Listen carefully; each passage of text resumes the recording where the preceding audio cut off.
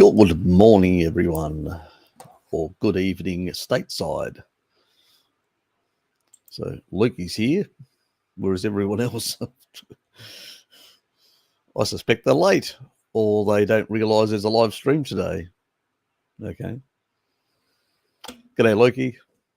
You can always come on. I did send you a link if you want to have a chat online until everybody starts piling in.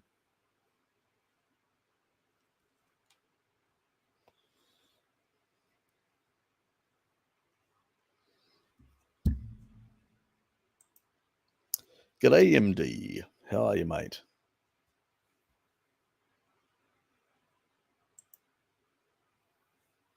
Okay. Good. Sounds good. Alberto, how are you, mate? I've had muscle twitching, weakness, and foamy urine for a year on keto carnivore. Symptoms didn't even go away when I went back to a high carb diet. I'm 18. You don't know what to do. Well, obviously, if you're having short-term urinary, if you've got a urinary tract infection, you may have foaminess, but if it's going on for some time, unlikely for that long. You would definitely know. You'd have a lot of other symptoms as well. So I would say it's either oxalate dumping or some other issue that you need to investigate. So that's not a normal thing to do. It shouldn't be happening. It's more likely oxalate, and you should look at, including a bit of more calcium into your diet, calcium-rich foods. There is a video on covering some of this oxalate dumping and stuff like that. So I won't cover it here. Just go and check those videos. Just Google my name and oxalates, and you'll find the oxalate dumping one. If somebody wants to put it in the actual chat box, I'd appreciate that. Go and check that out. It provides a lot of the information you need in that regard. If the information in that doesn't resolve it, I would then seriously pursue a check. Well, yeah, you could be. Is it possible that I've been dumping for so many months? Yes. We've had people dumping for quite a few months. I had on off for about 2 years, a number of years back. So yeah, it can vary with people. Some people it will be via the kidneys, some people via the feces, and some people via the skin, eyes, and all sorts of things.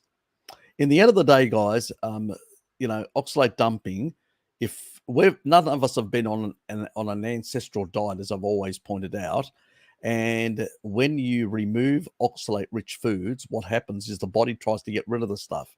Now, it doesn't do it in a nice way. You can either do it fast and take a lot of citric acid type stuff, food-grade citric acid, and try and bind it with calcium. Or you can do it slowly, where some people reintroduce some oxalate-rich foods to try and slow it down, or in some cases it even stops in some people. It depends on the person. It's a hit and miss, and also the threshold of what sort of stuff you have to reintroduce. So yeah. Bart said that the foamy urine can be caused by consumption of too much protein. Look, I've never seen any research showing that, unless you've got severe kidney damage. That means you've already got an underlying condition that's been going on for some time, and then you go on a carnivore diet, and obviously there's a filtration issue. But that's an existing underlying condition that somebody would have had, and they would have sort of recognized, because there would be like high blood pressure. There'd be a whole lot of other symptoms that would emerge, Stefan, in regards to that. So you would have a suspicion it would be going on, an ongoing issue. I can tell you from my knowledge, I had a guy at work that had kidney issues, and they knew they had problems. So, so this seems more like an oxalate problem rather than anything else. But as I said to Alberto, he needs to basically Look at those videos that I've actually made, apply that, the information, and if that doesn't rectify, either leave a comment so I can actually have a bit of a chat with him, or consider a consultancy with Bart Kay, because he understands a lot about oxalate dumping. He's actually gone through it, he's dealt with it, and he's got the ins and outs. Anyway, so let's continue. God, everybody's just being piling in.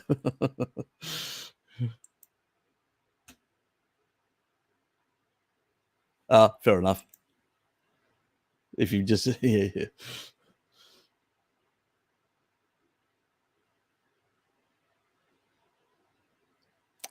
Low vitamin D. Low vitamin D also can affect calcium uptake, so that can be an issue as well in dealing with oxalate.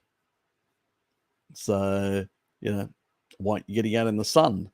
So you probably need more sun exposure or supplementation to get your vitamin D levels up, because that also has an effect on a number of ions that play an important role. And you've got twitching muscles and stuff like that. That seems also like an issue. The twitching muscles that you mentioned earlier, that could be a calcium issue. Now, I've done a recent one that actually talks about protein and high blood sugar. That one also covers the calcium genetics. And so some people have genetics like me, and if they don't they can actually get twitching, they can get heart palpitations, they can get a number of issues. Also, if you've got oxalate binding to a lot of your calcium, then you may have your serum calcium levels maybe slightly lower. And things like this, when you've got ion derangements, can also affect a number of these things, like your vitamin D status and many other things. So you need to investigate these things. But that's sort of a red flag for me that there are other issues. And I would basically get my calcium levels up, and I would get my vitamin D levels up as well. And I would do a bit more, because the other thing that you get depleted are sulfur amino acids. And so you may need a bit of extra taurine as well to deal with sulfur depletion due to oxalate. And that can create some of these twitchings in the muscles, and also some derangements in the homeostasis of ions in your body, the minerals in your body. So keep that in mind. Anyway, Bob, how are you, mate? Oh, the old boy's doing okay. Yeah, So he's getting there. His legs sort of, it's coming down. So and the clots are slowly starting to dissipate, but it's a slow process. It's a damn slow process. So yeah. So yeah, he's not out of the woods by any mark. I got to be honest, he's not out of the woods.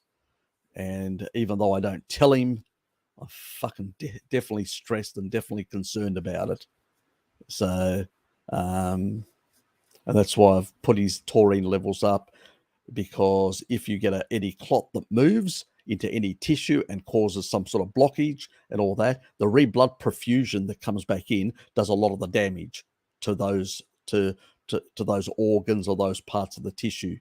So by keeping these taurine levels at a good level, what will happen is it's protective against red blood perfusion after some sort of stroke event or cardiac event or some sort of embolism of whatever may happen. So it's in my mind. The concerns are there. I just sort of have to put it aside and not think about it as much. But he's my father, after all, I'm going to be worried about him. Yeah. So yeah, it's not I just when I visit him, I always make sure I've got a smile on. I've always got positivity and all that. I don't want him feeling my distress or my anxiety or my stress about his situation, because that's not going to be constructive and not going to help him. But definitely underlying, yeah, yeah, yeah, I'm basically stressed about the whole situation and worried about him. But he seems to be progressing better. Yeah. So he's getting there. He's getting there. I got him some extra Taurine because he was running low, and I've got him another pack now at lunchtime. I'll pop around and give him that as well, so I don't forget it. I've got it right there. So I'm just not going to reach for it because it's on the other side of the table. Yeah. G'day, Deborah. There's nothing wrong with plenty of questions. That's why we're here. G'day, Susie. George, always a pleasure, mate. Thoughts on heavy cream by itself or stick to the raw milk? I use cream for my coffee, just a bit of cream. I like the creaminess of it. I don't use milk in my coffee. I usually have a glass of milk in the evening, but that's about it. I mean, even the Maasai, they usually have about 2 glasses, maybe at most 3, but it's primarily about 2. So on those days when they're herding out, they can vary. Sometimes they slightly undereat. Sometimes they'll eat later when they get back. So it varies from what Mary was telling me. So yeah, and they'll have yogurts and stuff like that. They make their own type things from their cattle, which is interesting. But obviously, something like cream, they don't really have as much because they consume it as part of the milk. They don't sort of siphon it off. That's something that we do. It's more, a modern thing. Well, probably not a modern thing, but it goes back a long period of time. But it's not something that ancestrally was done, or even by the Maasai. But it's not a problem. I mean, it's a good source of fat-soluble vitamins and stuff like that. I cook with heavy cream sometimes. I'll use it in certain soups and stuff like that to make them more creamy and give them more flavor. So yeah, I don't really have a problem in that regard. Yeah. But like anything, if you do it in excess, it's probably not a good idea. You'll get the runs. That's definitely if you do something like that. So yeah, Alberto, not a problem eating cheese. That's fine. You go, fill up your boots if you have no sensitivity to dairy. Fill up your boots. That's a really good way of dealing with both the oxalate issue and any low serum levels of calcium in your body. So it's perfect for GLP-1, and it's perfect for the homeostasis in terms of the calcium channels in your body for the right signaling. You need a certain amount. So otherwise you get twitches and you get all sorts of arrhythmias and all sorts of things happening if you don't get enough. And that's the problem with oxalate, that it can create all these other symptoms because for the simple fact that your serum calcium can be affected to some extent. And it's sort of funny because I had one person actually do a test and their serum calcium seemed to be okay. They did consume dairy, and then they did a test on another day and it actually was low. So it can vary. Obviously, if you're having dumping, it can take out, and if you're consuming, and if you've consumed at a time where it's close to the test that you're doing, it may seem okay. So I usually say to people, well, don't have any dairy the day before, for the simple reason to see what really is your serum calcium situation, and it will really show even in like a 24 hours.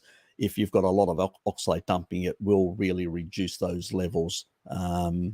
But, if you want to be 100%, 48 hours will definitely show.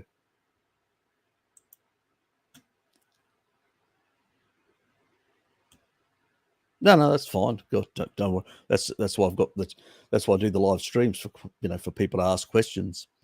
So not an issue.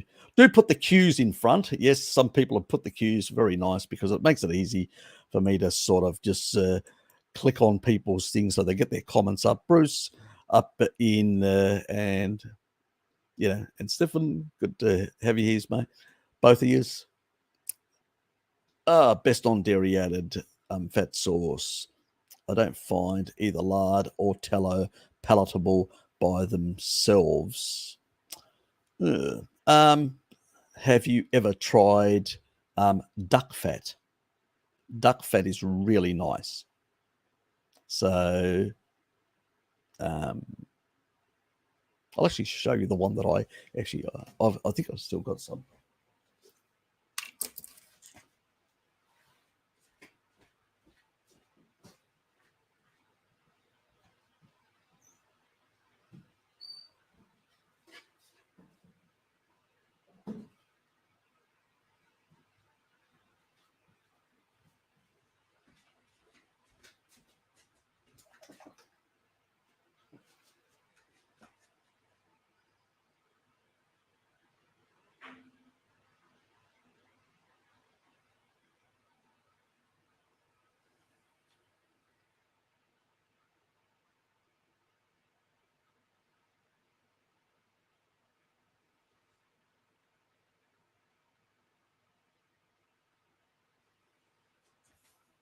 That's the one there that I use.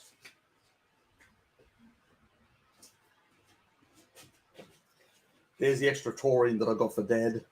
And that's what I use as well. So for those who want to know, there is a video that actually tells people exactly the type of taurine that I buy. It's a free form, and it's the best one for bioavailability and bioabsorption. So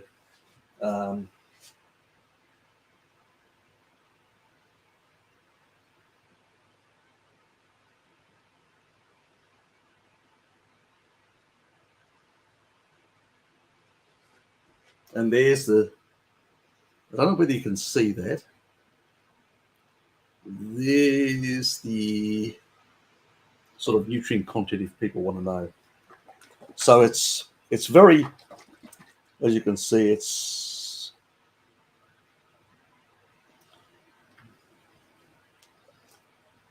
a really nice, it is warm. We've got a bit of a heat wave that's been coming through Tasmania, and Tuesday's even going to be well over 30. So at the moment, it's like in your high, mid to high 20s.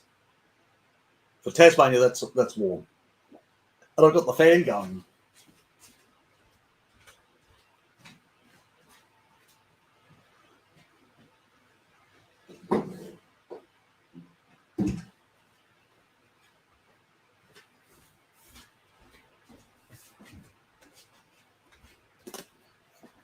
So that's a French variety when we've got it, which is, so I really like that. I mean, Hello Kitty also, she's tried it as well, and yeah, we've had a few issues trying to access it in recent times, but it varies when it's available, especially with the supply chain the way it is, and that is really nice as well for cooking. If you don't find those two as palatable, this is really, really nice. I always shake it, and we'll use like a tablespoon or something like that, and just put it in. I've used it for soups. I've used it. What else have I used it? Soups. I haven't used it for roast. I've used it for other things like frying soups and stuff like that. Now that I think of it, I haven't used it for roast. I use larding. I'll lard like a lamb roast or something like that, but I haven't used duck fat. I'll have to do that. I don't know why. I haven't for so long. I've been using it for frying and all that and all sorts of things. Yeah. Anyway. Yeah, it's probably because I use it for frying. I actually like using butter. I really have to say I love using butter.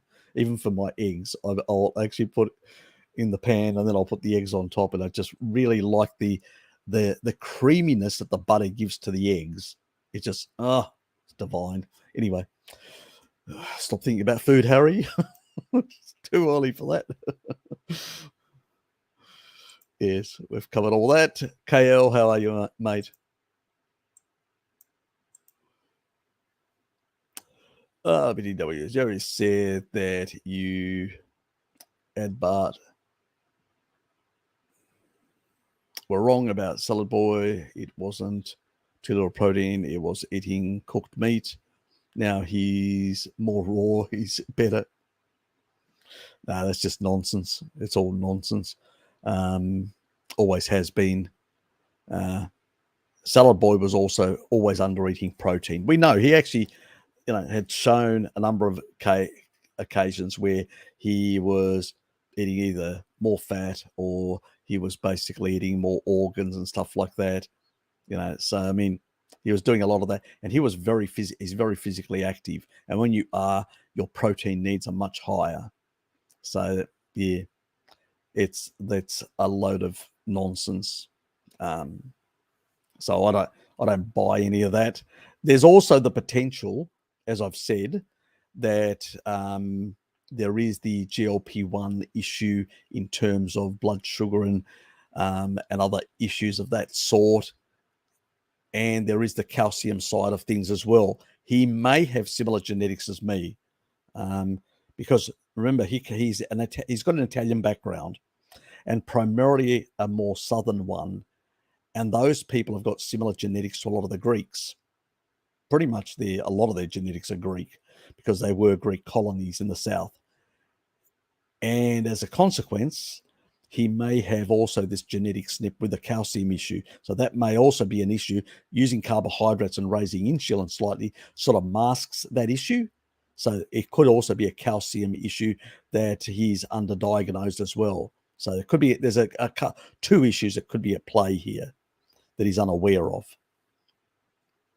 So yeah, I don't buy that nonsense. Humans have been consuming cooked food for 1.5 million years, and most tribal populations cook their meat. Even the Inuit, as my recent video, I've explained how they get, from the rivers that run off Siberia, they get a lot of logs and they get a lot of stuff that they can actually dry out in the snow and actually use for fire inside their igloos. They've been doing it for a long time. These people know how to collect this stuff. That's why they live close to the coastal areas. It's just ignorant Westerners that have no idea about the Inuit. Yes, they do consume, raw stuff, but also they cook with seal fat. That's the primary fat. And when you look at tribal people around whenever they're recorded and stuff like that, what do? They will cook that. They won't overcook the meat. It usually they have a fire, and then they'll actually stretch the on this sort of like a wooden sort of scaffolding type thing, where they'll stretch the meat and let it cook at not very close distance. So it's sort of, you end up with sort of rare, medium rare, something like that, not overcooked, which is what traditionally tribal people sort of did. So it's sort of a halfway house in that regard. Now, if somebody overcooks it and they don't have any real underlying conditions, and they're also consuming some dairy and a few other things like, cheese and stuff like that, they probably may be getting enough taurine if they're not dumping as well. If they're dumping, then that could be an issue. So there's a lot of nuancing here. And we're not talking about ancestral people. We're talking about modern people trying to do something ancestral with underlying conditions sometimes. So it's a more complex tapestry. But to claim that cooked meat is negative from an ancestral point of view is invalid.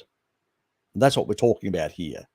For you specifically, there may be underlying conditions where you need slightly more taurine. And this is why I say that some of the raw foodies, I've said this before in live streams, and I think I even may have mentioned it when I was being interviewed by Joey, that I told him that I did eat cooked meat and a bit of now and then a bit of raw meat, but that's just out of preference for me. It's not like it's religious, so that I have to do it religiously in that regard. But and most tribal people have always had a bit of they'll cut some organs, like a bit of liver and all that at the time of the hunt, and they'll share it around, and they'll have a bit of raw meat and stuff like that, and then they'll cook the rest.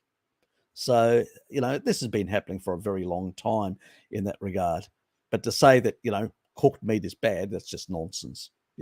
As I've done videos, even with pork, you can cook it up to 3 hours and you get trace elements. And you have to really cook it up to 32 hours and you still only get levels slightly elevated, primary, secondary oxidative products and some aldehydes, but they are still lower than the oils. I've done all the videos. There's a PUFA list, of a playlist PUFA called PUFA, and it covers all those things about, cooking meats and stuff like that. And it's all just nonsense, completely and utterly. So I don't know where people have got these ideologies, and I say, you've got an opinion, that's fine. That is your personal opinion. But if you're going to argue from a position of so-called superiority, cough up the evidence. If you've got no evidence, you've basically just got an opinion, and everybody has one, like arseholes, So, so as far as I'm concerned, an opinion is the lowest form of evidence that somebody can actually provide. And to argue from an opinion that everybody should follow my edict, as if I'm superior, is a bit, especially from Joey, being a young person with far less, let's say, road miles on the planet Earth, and experience and knowledge, and to basically argue from that position is a bit, let's say, less than disingenuous. And to be providing consultancies when, I've been researching now for years, for well over a decade, and I'm actually I've got good track record. So has Bart and many others that have got a lot of experience and a lot of deep knowledge. We're actually, I've got people that cancer's reversed and all sorts of things. Some of them that come on my live streams that say, yep, everything's. So I'm coming from a position of knowledge and a deep understanding of physiology and biochemistry. This guy's just very new. Yes, he's young. He's basically, eager and all that, but he needs to basically be very careful at jumping to conclusions. I get people all the time sending me stuff and saying, what about this? There's an interaction I had last night with someone talking about interactions and signaling and some sort of interactions between mitochondria, and when their density is different, the different types, but I'm saying, well, that could have something. There could be something there, but that is a hypothesis, not proven experimentally. And there may be something else that's not even related to that. And, so I wasn't either saying yes or no, but I wasn't taking a position without any real experimental knowledge or proof, And even when I say something, I've got a couple, I think 3 videos on hypotheses. They're based on the best research that I've done. It's not just basically conjecture, blind conjecture, to take a position like that is very unscientific and very immature. So that's my sort of opinion on that sort of stuff. People like Salad Boy and many others, they're more focused on less about knowledge and more about clicks, more about, being in the in crowd or whatever you want to call them or whatever. I don't really give a flying F as far as I'm concerned. For me, it's the purity of science and understanding how things work. That's what I had to do to remove all my fibrosis in my heart and all that. And some people now, even Paul Mason is actually now talking about matrix metalloproteinase 9. He's not talking about 2. I don't know why, because 9 and 2 are the big 2 ones. and endothelial dysfunction and stuff like that in a recent video. And I've been talking about it since my first video, even before I had a channel. But now this knowledge is starting to get traction, which is good that this is happening, and why fat soluble vitamins are important. So he should have said that as well in that video, but he didn't. And I was surprised. But anyway, and also taurine also has an effect on matrix metalloproteinase 9, which Paul is not aware of. Hopefully somebody will actually bring him up to date on that as well, or I'll have to make a video for it. But the thing is, these are the sort of things, when Joey does a deep dive for a decade and learns quite a bit, maybe he'll have something to contribute, and maybe he'll have a better, deeper understanding and won't be sort of influenced by good talkers, like who have got very good sophistry and ability to, spin a yarn, as we would say in Australia, spin a yarn, a story, a good story, and that is basically, we call it a yarn, a story in probably in other parts of the world, spin a good story. And that is, spinning a good yarn is what Varys and people like that are at. But when you actually pull their arguments apart, it's non-existent, absolutely non-existent. And the thing is, the Messiah, as I said, Mary Ruddock was with them for weeks. She went out herding with them. She took blood tests, ketones, and blood sugar levels. Their blood sugar levels were quite stable. Their ketone levels were around the 1 millimolar. You don't get 1 millimolar ketones if you're guzzling down a lot of carbohydrates or drinking liters and liters and liters of milk. That's all nonsense.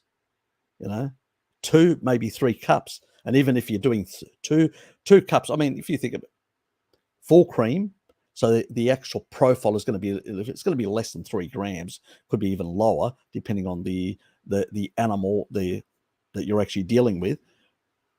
You're going to be less than 20 or 25 grams, even after 3 glasses of milk from a Maasai cow. As a consequence of that, you're still going to be in ketosis. So, it's only they knock themselves out when they eat a lot of meat, and they do it also, and they eat excessive amounts of meat, the elderly, when they want to heal. Obviously, you've got a whole lot of enzymes you have to produce and a whole lot of stuff. You need material. They call amino acids, to do that, to heal. And, it comes out of the horse's mouth. The Maasai themselves, in that video that I made. These academics, I turned up, I saw the Maasai, I recorded this. My own bias, observational recordings, and I'm telling you, this is what I saw. Really, mate? Let's hear it from the horse's mouth. You hear the horse's mouth saying, nah, that idiot came here, looked at us, asked a couple of questions and pissed off, and he's an expert now on the Maasai. But the people themselves have no idea.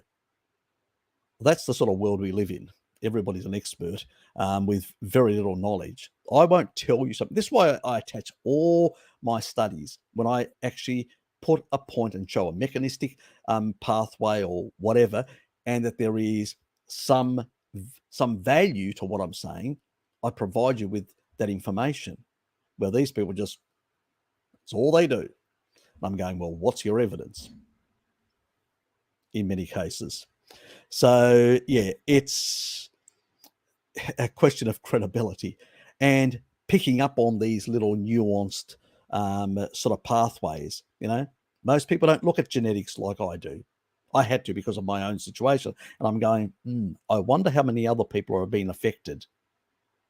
Why are people, even on a SAD diet or whatever, having worse outcomes compared to the other SAD dieters? They're more likely to have MTHFR issues, calcium issues, all these other genetics, and they tend to be even worse on a standard diet than the other people. And then they go for a vegan diet or a low carb diet. They try something else because out of frustration trying to find a solution. So it's usually, I find that most people that are in this space tend to have some of these genetics are more pronounced compared to other people. So it does not surprise me when a standard approach doesn't work for them.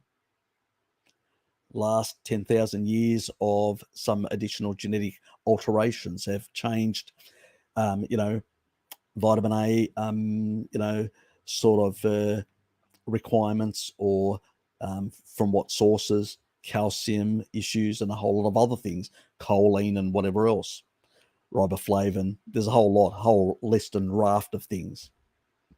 And to Alberto before, he was talking about the dumping and all that.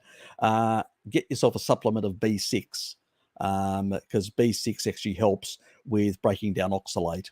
So just keep that in mind. Anyway, and that's another way of quickly knowing whether you are, because you may notice a reduction in symptoms and you go, okay, I know it's oxalate now because I've taken the B6 and I know that actually degrades oxalate. So that can also help. Anyway, yeah, so it's just nonsense. 1.5 million years of adaptation to cook meat. Yeah, I think that's enough, isn't it? If it's not enough, God, I don't know what is enough then.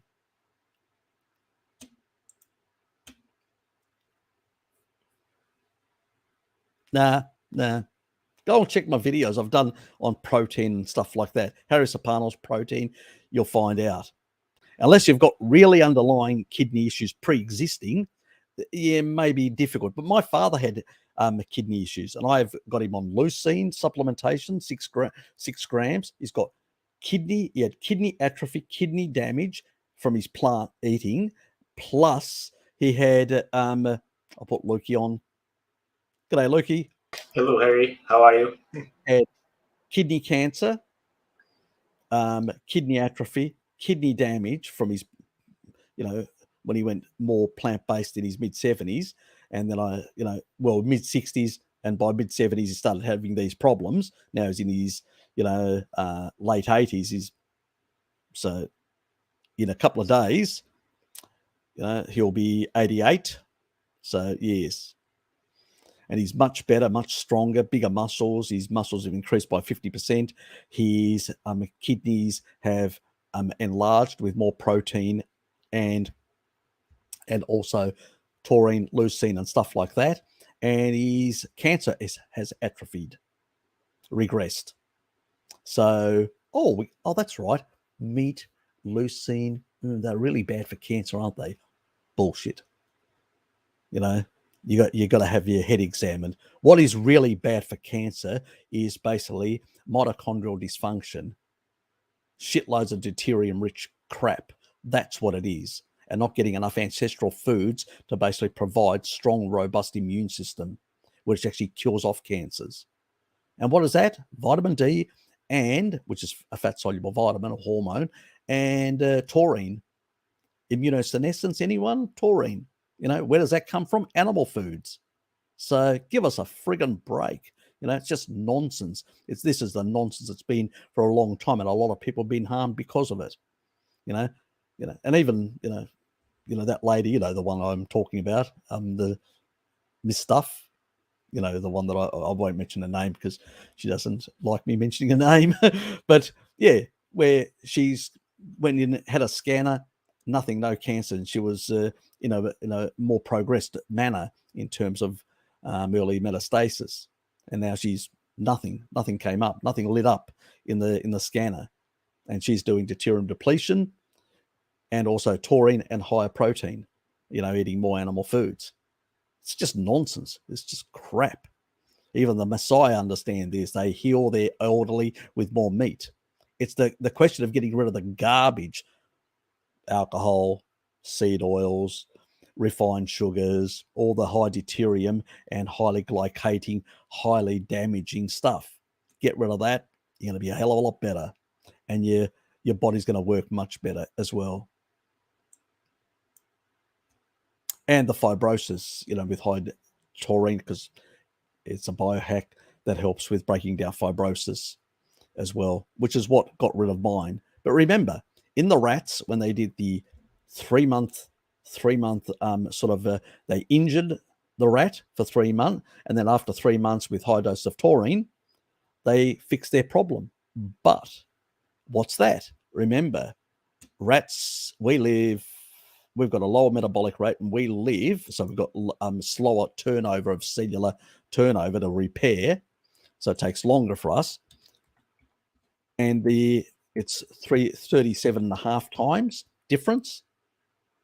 So you'll remember that number, 37.5. Whenever you see a rat, any sort of showing the period, that's what it is. And then if you time that with 3 months, it's 112 months and a half. Divide that by 12, that's 9 years, 9.375. If we minus 9 the years divided by the 12 months, it's about 4.5. So we're talking about 9 years and 4.5 months equivalent for that.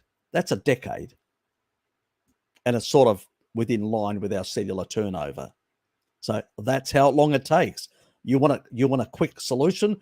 Pray to God for a miracle, because that's the only other way you're going to get it quick. So g'day, Scotty. Good to have you here, mate.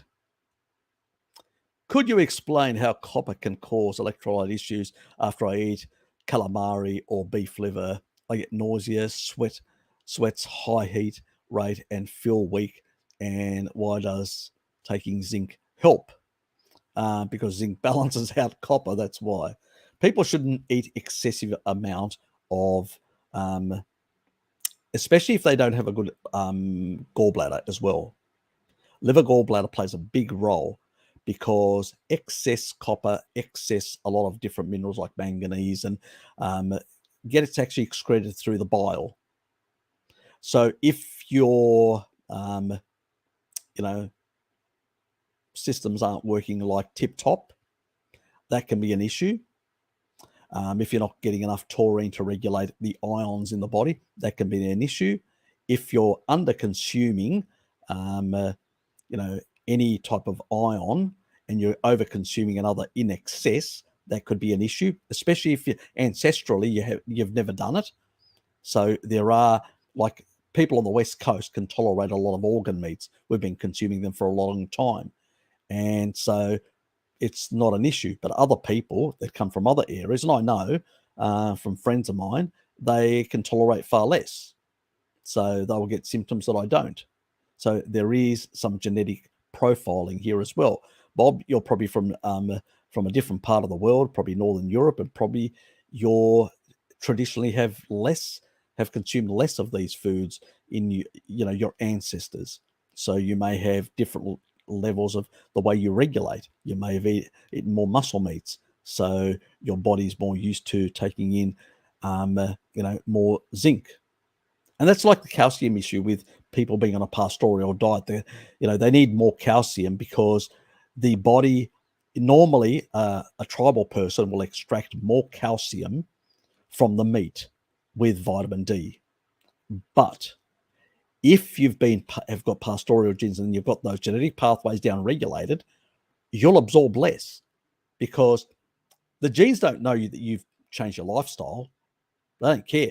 They consider you've been part of that pastoral tribe for a number of generations.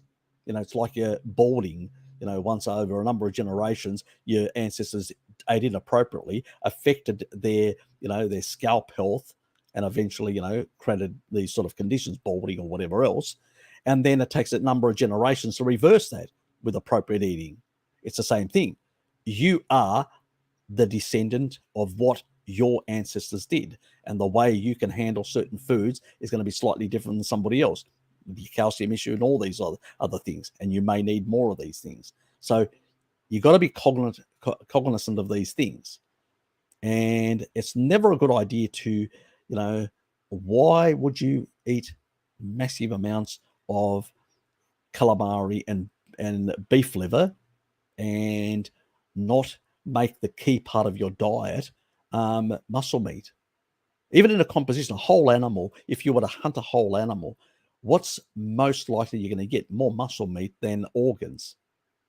Even the tribal people, they'll cut a small bit and they'll hand it out between it like a multivitamin. You don't need excessive amounts. Even the Greeks, when they actually cook their little friganellas, they're called, they dry them out and they become like little crispy things. They lose a lot of their micronutrients as a consequence of this. So they've got much lower amounts of micronutrients, probably about a quarter. So it's completely different when you eat it like that compared to, lightly cooked or raw in large amounts.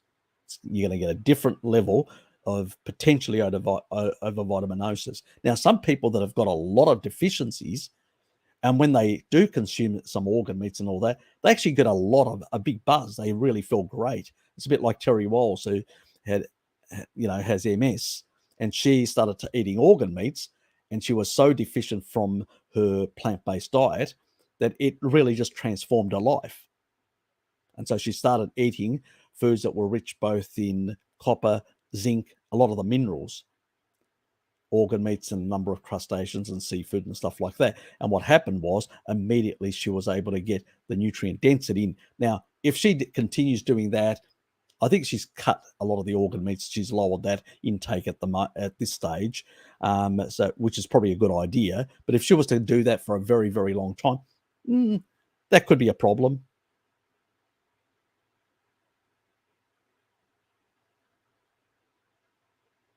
Oh, yeah. So you've got a bile issue as well. Well, yeah. If you've got a gallbladder issue, it's crazy you said gallbladder, because I feel like it's more like I get bile acid runs more after eating liver, but my parents are native Moroccans, and I ended up being born in the Chicago area. Fair enough. Yeah. Look, I know people in like North Africa, right through that, Morocco, all those sort of areas, and I do have friends from some of those areas. They primarily from Egypt, but those sort of areas, there is that issue about those people have really not a problem. They've got a healthy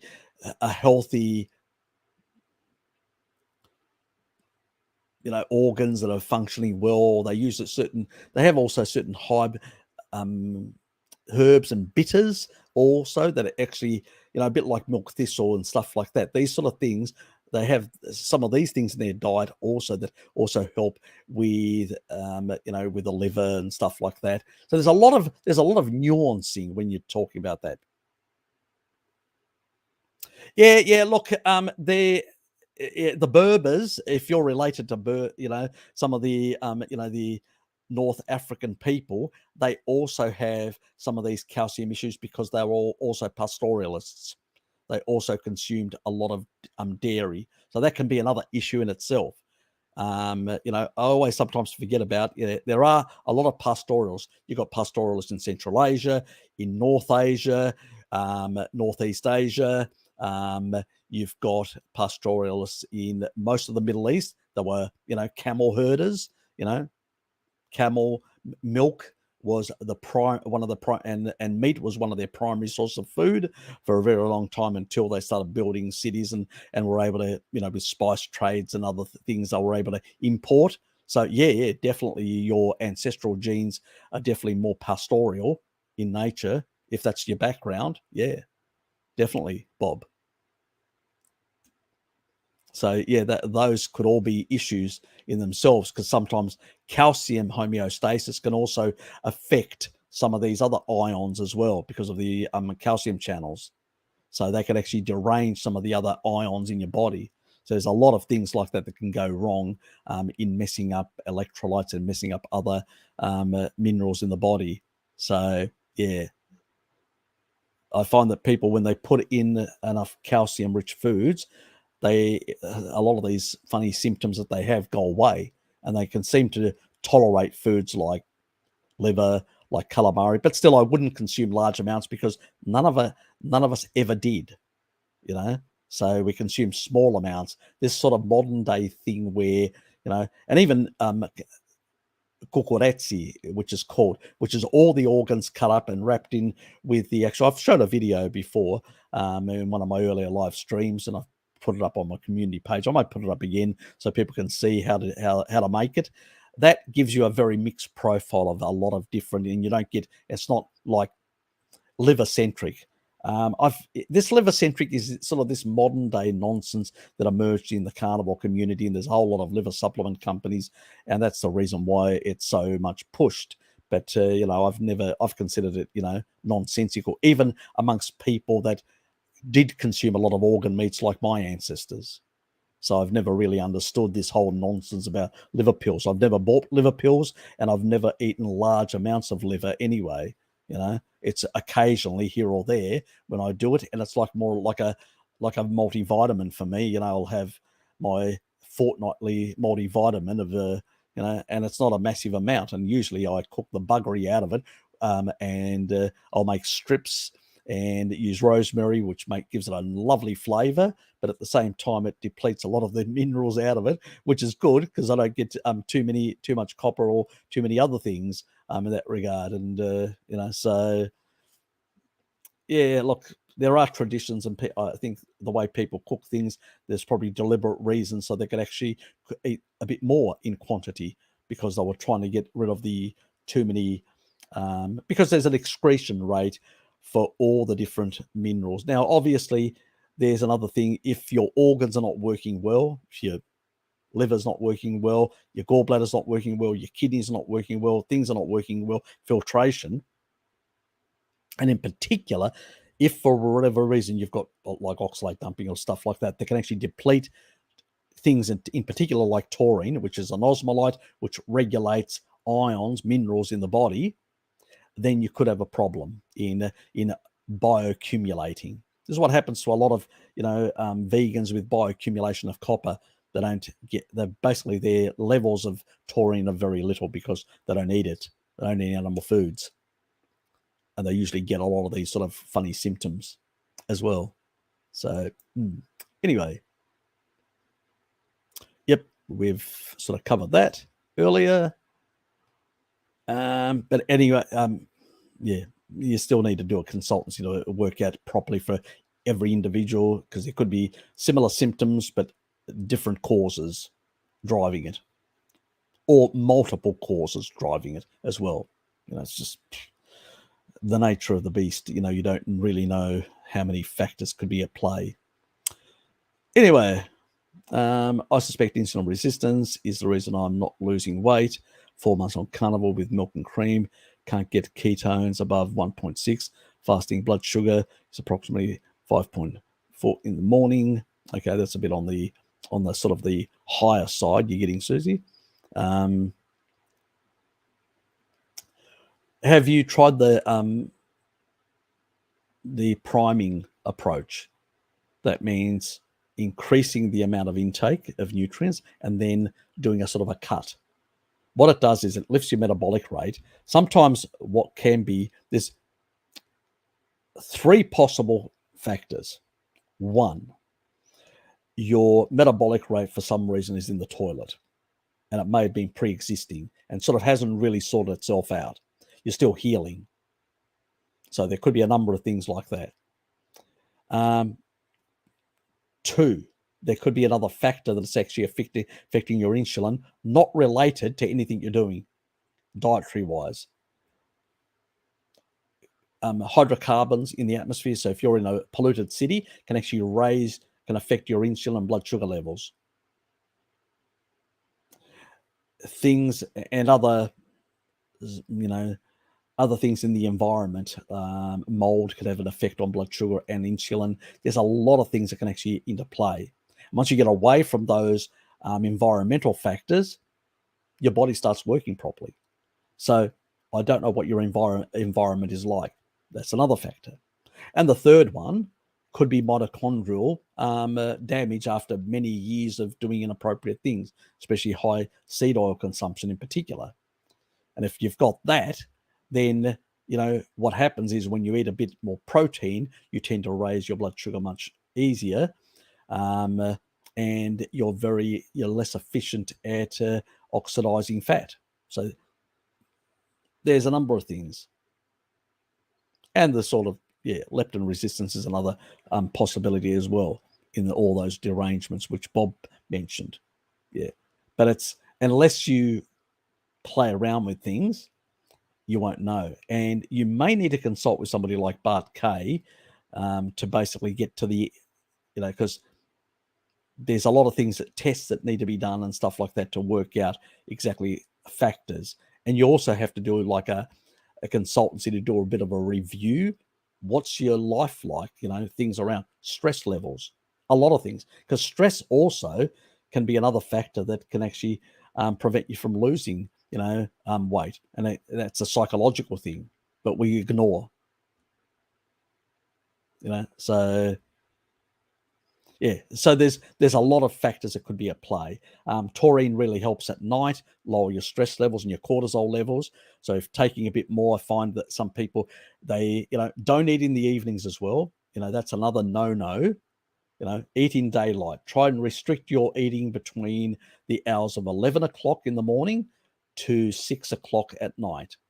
Don't eat outside those hours. And I find that most people that don't eat outside those hours and also include a bit of more taurine at night tend to sleep better and take some remedial action in terms of blue blocking, lowering the blue light so they can get better melatonin levels. They tend to sleep better and if they sleep better, they also tend to have better fat loss effects. So sleep is also important. Circadian rhythms also, blue light exposure can affect cortisol levels at night and keep them elevated, which can end up having higher blood sugars in the morning, plus all the other negative effects of running high cortisol throughout the whole day. So there's all these sort of things, factors. So keep that in mind. Oh yes, and birth control is another thing as well. Yeah, good point, Bob. That's as well. Yes. Most, what is it called? There's, rather than using birth control, they use that sort of, I'm trying to think. Can anyone remember the thing that they put inside the vagina in order to I do. You have to put it in and then get it removed by a doctor, a gynecologist, and it'll sort of IUD actually. I can't remember the name. It's not called coming to IUD, me. I believe. Yeah. Just like Bob said. IUD. Oh, that must be it. Yeah. Thank you. Bob's really up to scratch on all these points. Good one for that. Thanks, mate. It's made of copper. Among other things. Yeah, that could also be an issue. There's a lot of factors that can be in play, and sometimes consulting with somebody and going through and testing for a number of things can also be a good idea. I hope that I've given you some information that may help. And yeah.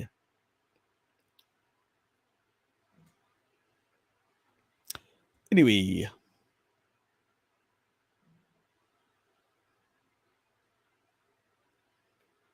So let me just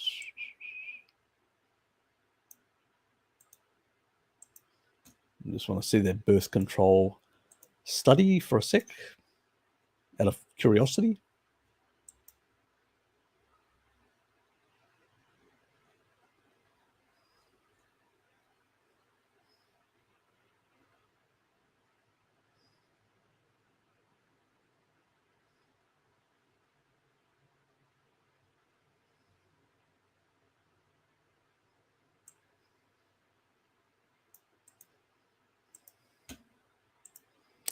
Yeah, interesting.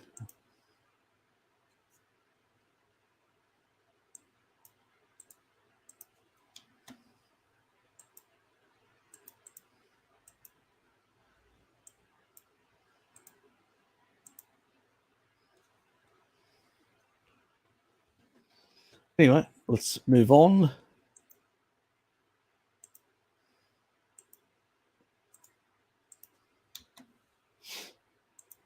And have you heard of these drugs?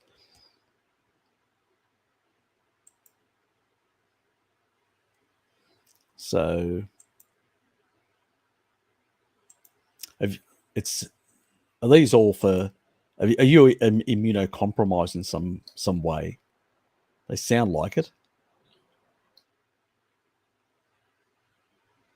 Usually the triple therapy for something. Oh. Have you got just put in the flight F, have you got some immune problem? Because you're not explaining.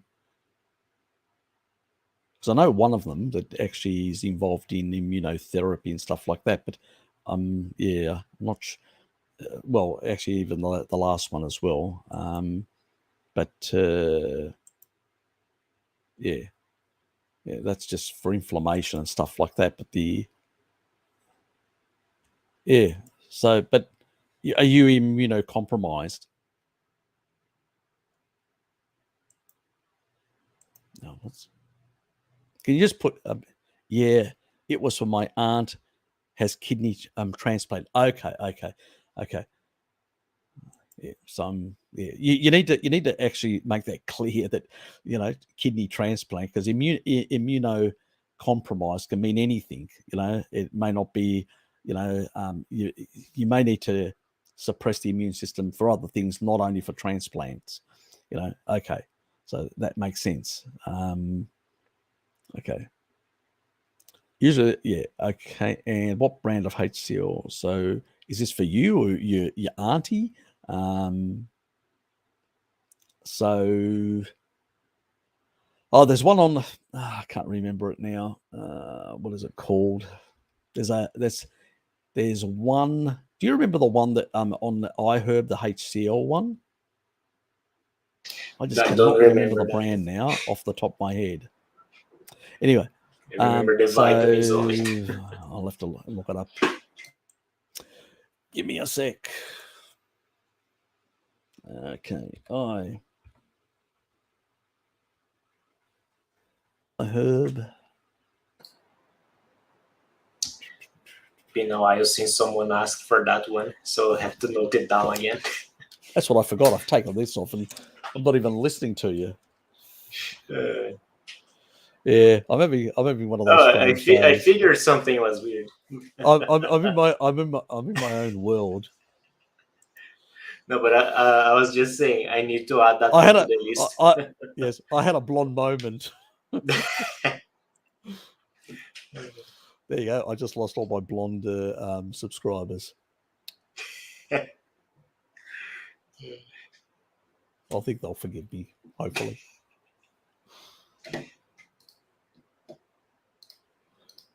I pick on my sister because she's light brown blonde, her original hair, and so I've always picked on her. So, well, it's what you do. She's your younger sister. What are you supposed to do? Obviously.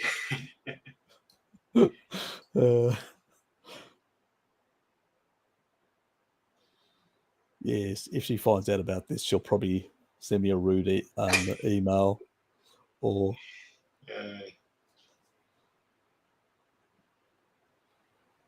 I didn't realize I accumulated so many damn entries on my list. I wish they had like an option where you can actually do it like 50 or 100, so you can actually scroll down on all of them.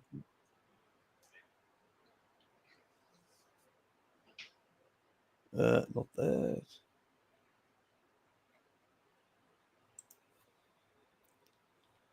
I will immediately add this to a channel in Bart's server, by the way, because I'm just tired of getting new people and they're like, any recommendations for X?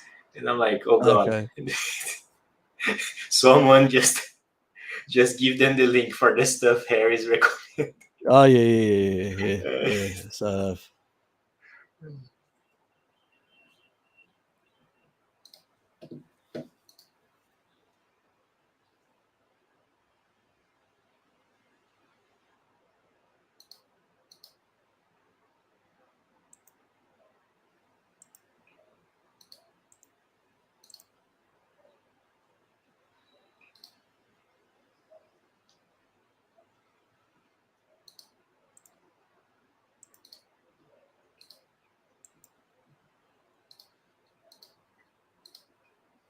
there's a couple. There's a couple on there.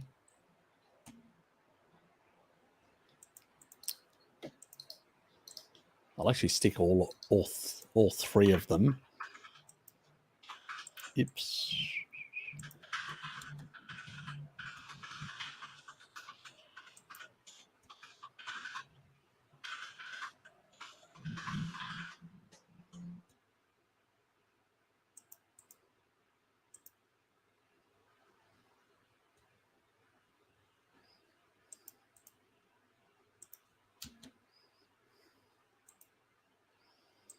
And it's a question on price, the quantity, you sort of want to play around with in that regard.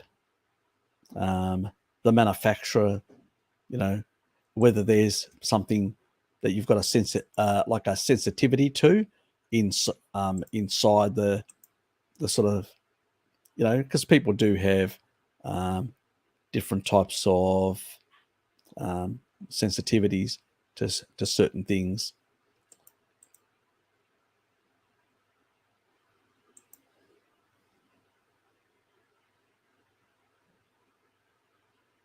But those are like the key type ones.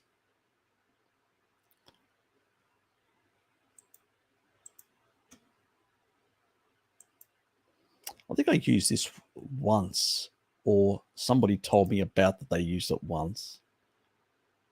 So, and this is just, it has nothing else. It's just, it's got a bit of the others, but in very small amounts. It's just primarily betaine HCl, that one. So, but anyway,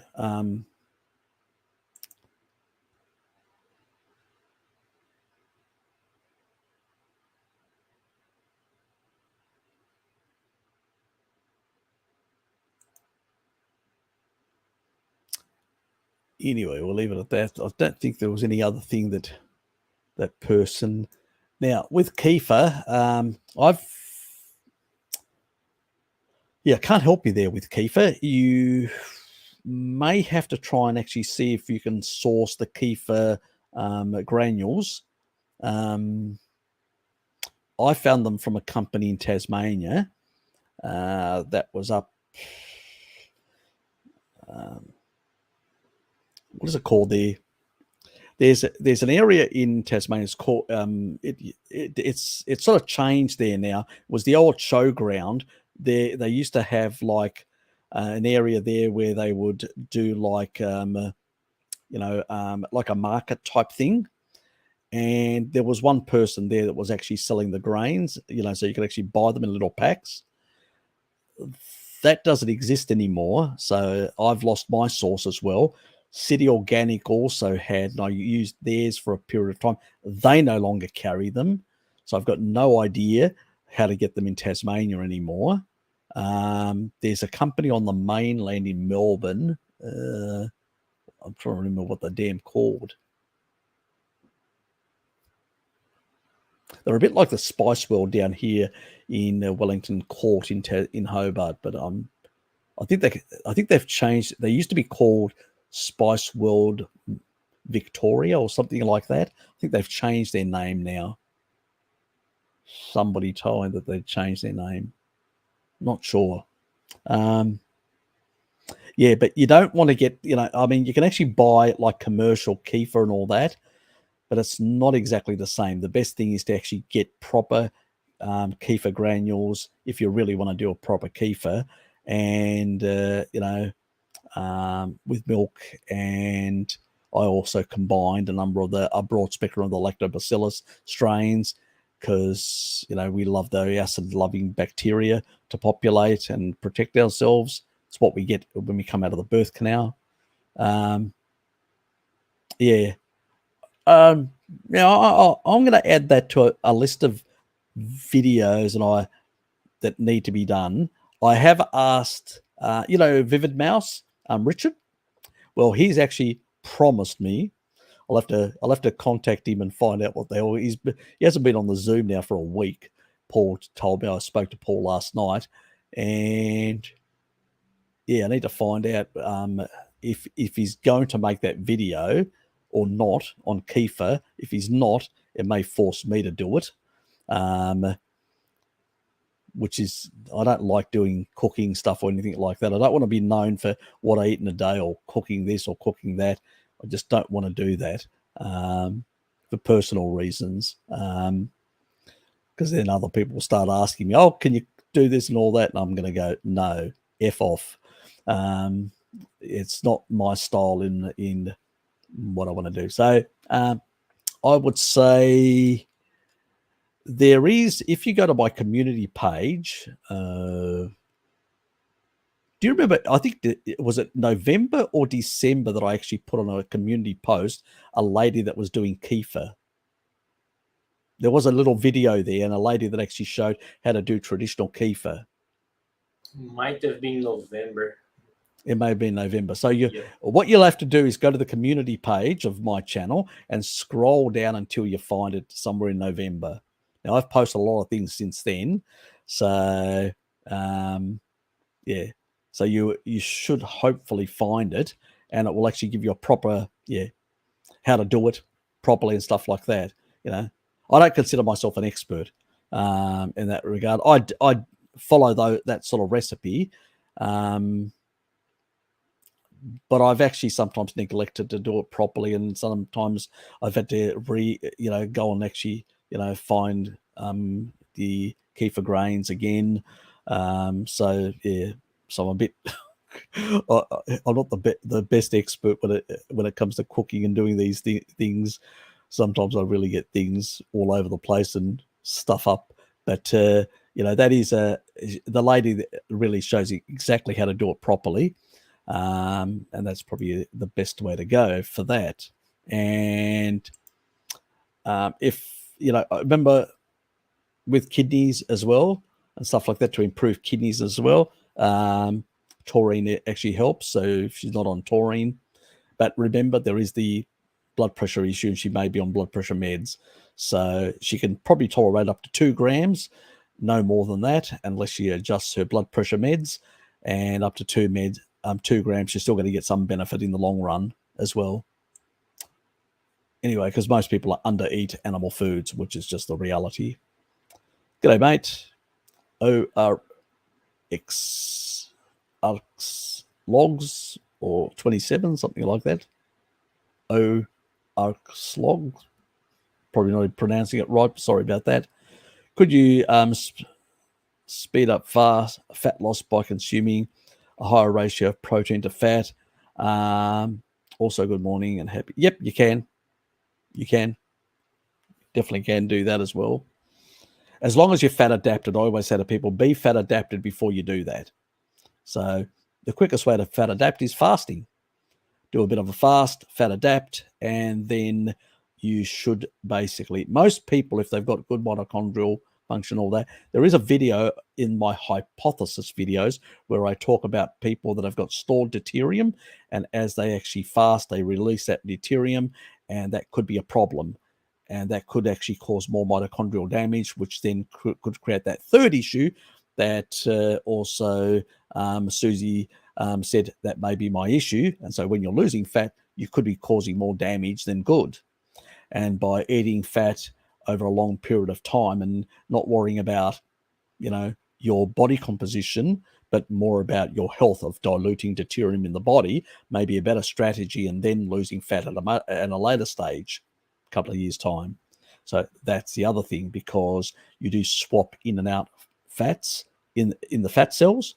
And as you're doing that, you're going to basically lower the deuterium threshold in those fat cells. So when you do cut, you're going to lose fat, and you're going to put free fatty acids in the bloodstream that are going to be less of the PUFA variety that came from the seed oils with the toxics. And also, I've always said to people to stabilize those fatty acids, use that. I'll have to go to iHerb again. Use the Toco.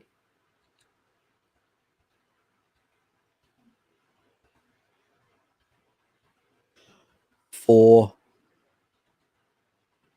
especially when you're losing weight, because that will help you.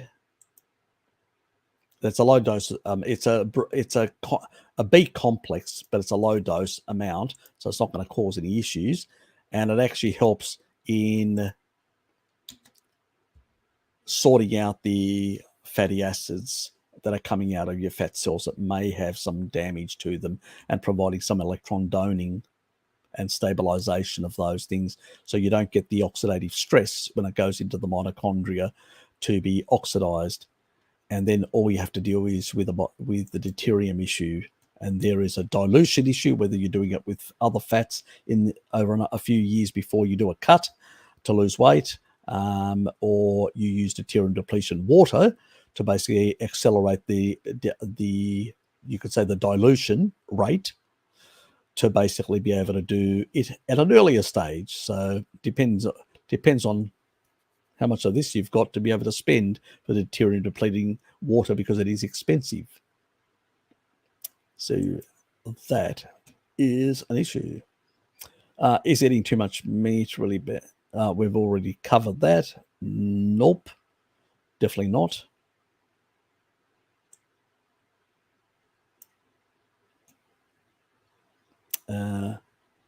What do you feel my heart beats so strong on carnivore diet? Dr. Berry answered. I've already answered that. Actually, Dr. Berry came to my channel and actually commented on the one that I talked about, blood sugar rising. And he goes, oh, that's interesting. I've never heard about this. And that was about the calcium issue. You may have those sort of genetics. So do go and check that video. Could you actually pop that into the... Sure.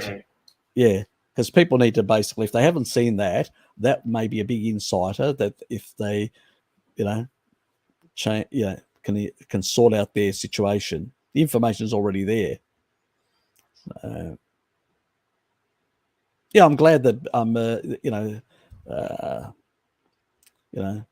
Dr. Berry actually came along and actually checked out my video and actually, found it very interesting.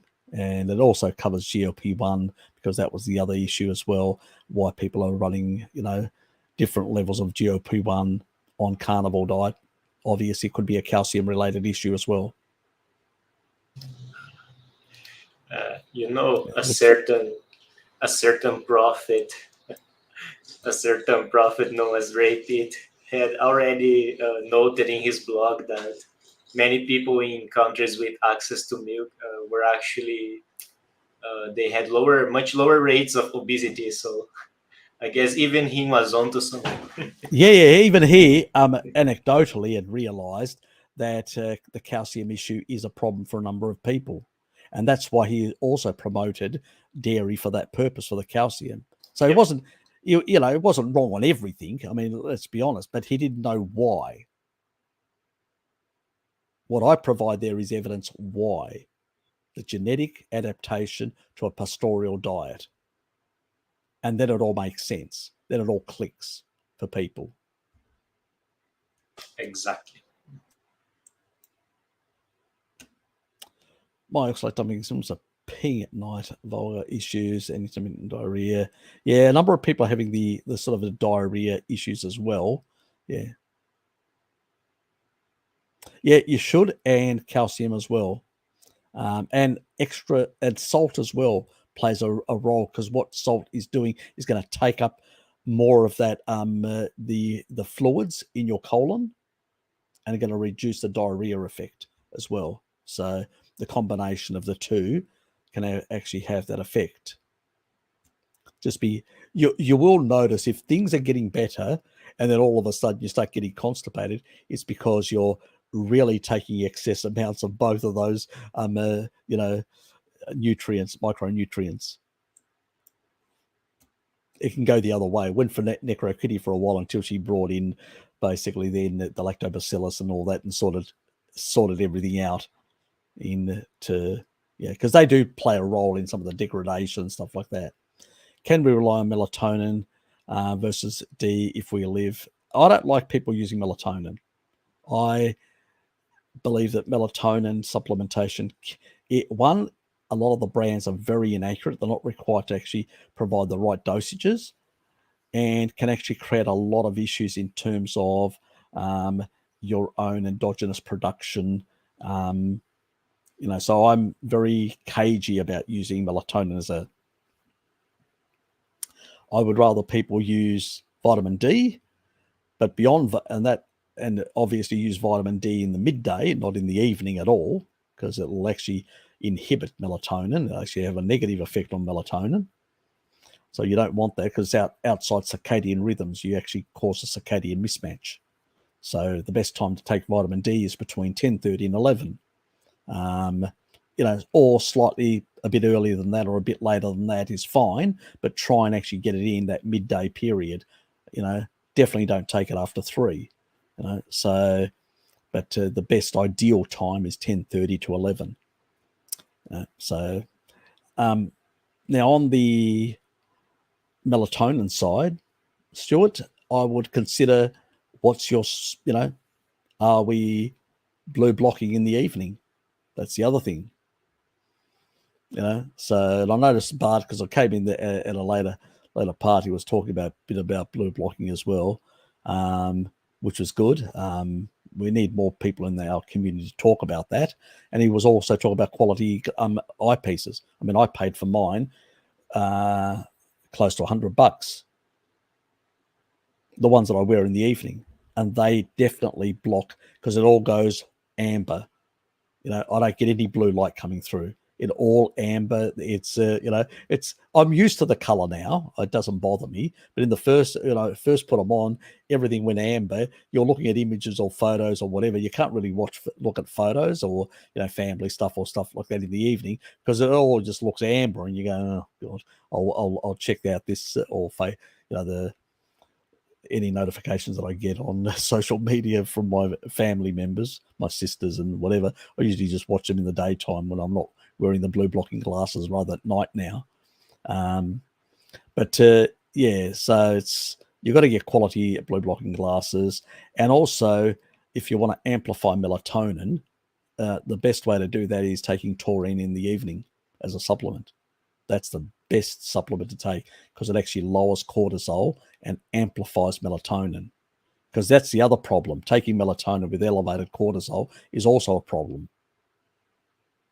So that's, we're causing a lot of derangements in our body, Stuart. And we don't want that. We want to naturally provide the nutrients that help the body do the adjustments. Now, why do I recommend taurine? You're not ancestral. Somebody who's a Maasai person, who has less stress levels, who lives within circadian rhythms and all that, they are quite fine. But somebody who's got a lot of derangements, come off inappropriate diets, it's got a lot higher stress levels compared to native people. We do. Let's put it, we're all wired in the evening and all that. And so I find taking a bit of taurine in the evening calms me down. That's what it's supposed to do. Increases melatonin, makes me a bit more sleepy. I sleep better. I don't have any interrupted sleep anymore, which I used to. So even though I have stress levels that are higher than a native person, because I also struggle, I've got my father with these issues and all sorts of other things on my plate, and like all of us. So I'm not sort of just saying everyone's sort of in a very similar boat in the modern world. So, but we don't want to be taking these sort of things, because melatonin can be an issue. It can actually shut down your endogenous production and cause all sorts of other issues. And it's not a good thing when you've got elevated cortisol to be taking melatonin at the same time. It's just really stuffs you up internally. So you want to naturally bring it down, the cortisol. And I mean, some people, I do recommend some chill out time and a bit of doing things that can, like breathing exercises and stuff like that, to calm them down. But the quickest way of actually bringing down cortisol is take about 4 or 6 grams in the evening of taurine. I can tell you that'll bring down your melatonin, your cortisol quite fast, and amplify your melatonin, as long as you're not actually having blue light coming in that increases cortisol. That's another thing. It's not only the stresses of life, but blue light from your screens that you're looking at, your phone and all that all night long. That's increasing your cortisol and lowering your melatonin. So, as I said, you don't see Maasai going around with a mobile phone. We do. So that's another issue. What are your thoughts on sunlight penetrating deep into cells, into the mitochondria, giving humans energy like plant medicine? Yeah, there is a bit of that through cytochrome C. They say, I know Jack Kruse talks about it, and there's about a certain percentage that comes through potentially up to 30%. There is a percentage, how much? It's never been proven 100% emphatically that it is that level. What I mean is I don't buy it unless I've got concrete scientific evidence. Yes, there is definitely photonic energy that is flowing right through, and it seems to have an effect on the efficiency of the cytochrome C in the system. Now, how much that, if let's say you're on I would like to see an experiment where that you've got somebody in the tropics doing that, and then somebody doing taurine and low deuterium, and seeing how the complex 4 and 3, how efficient they are in two different physiological states. Somebody indoors doing deuterium depletion with taurine, which I know increases the efficiency of the Krebs cycle. It also lowers reactive oxygen species production in the electron chain and improves the efficiency, the redox potential, the electron flow. So protects cardiolipin. That protects, the same, that flow. So I'd like to see a comparison between the two before I say, yes, definitely that is. We're definitely not photosynthetic animals in that regard, but there is a pathway that does have that sort of we do have melanopsin on our skin, on our body. We do take in that sort of energy. We do make you, but this sort of level that people claim, don't know. It's never been 100% proven. It's sort of extrapolated. It's a bit like LDL, the way you take all the other fractions, you can do a calculation and you sort of extrapolate it with the best way.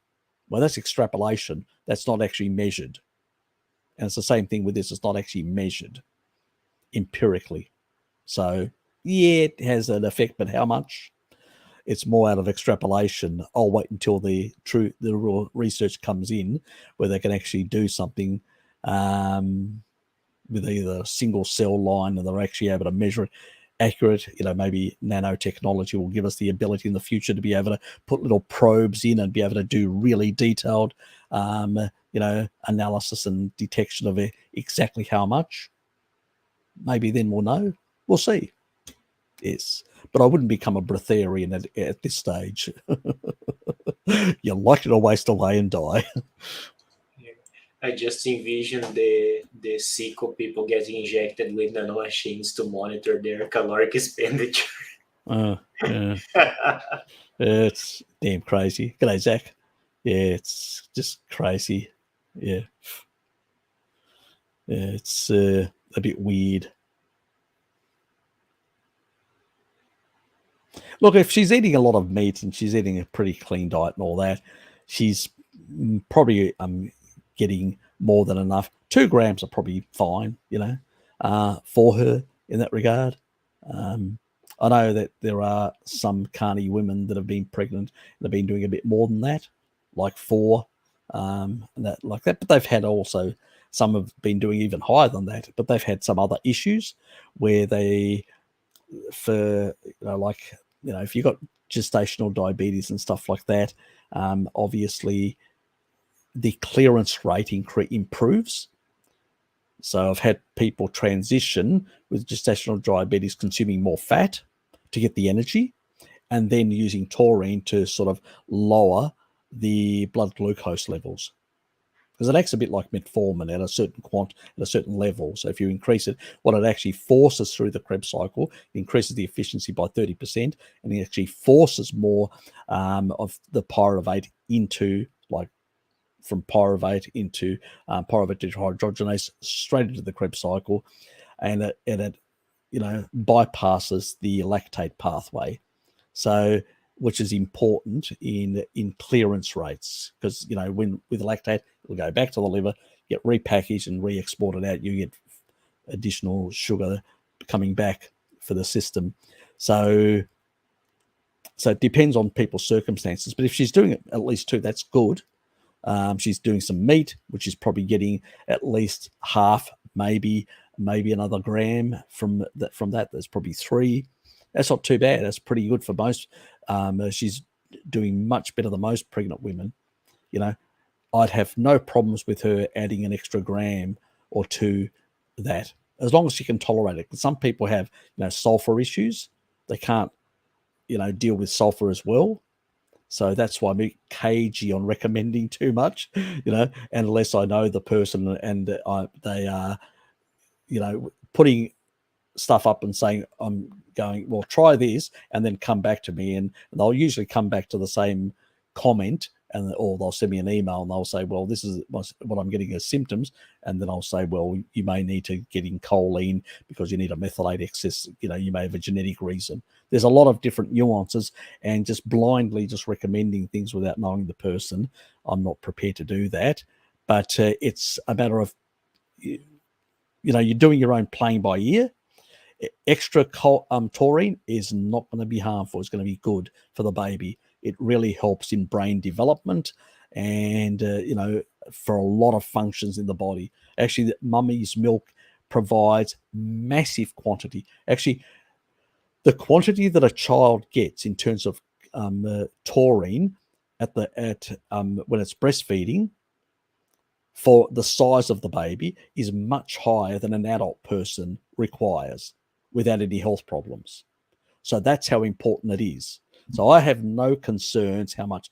It's more concern about how much can mummy tolerate is more what I'm concerned about, rather than the quantity having any effect deleterious on the baby. Definitely not. It'll have a positive effect all the way through. It's a question of how much the child can tolerate. The mother can tolerate in terms of sulfur, because some people can't tolerate it as well due to genetics.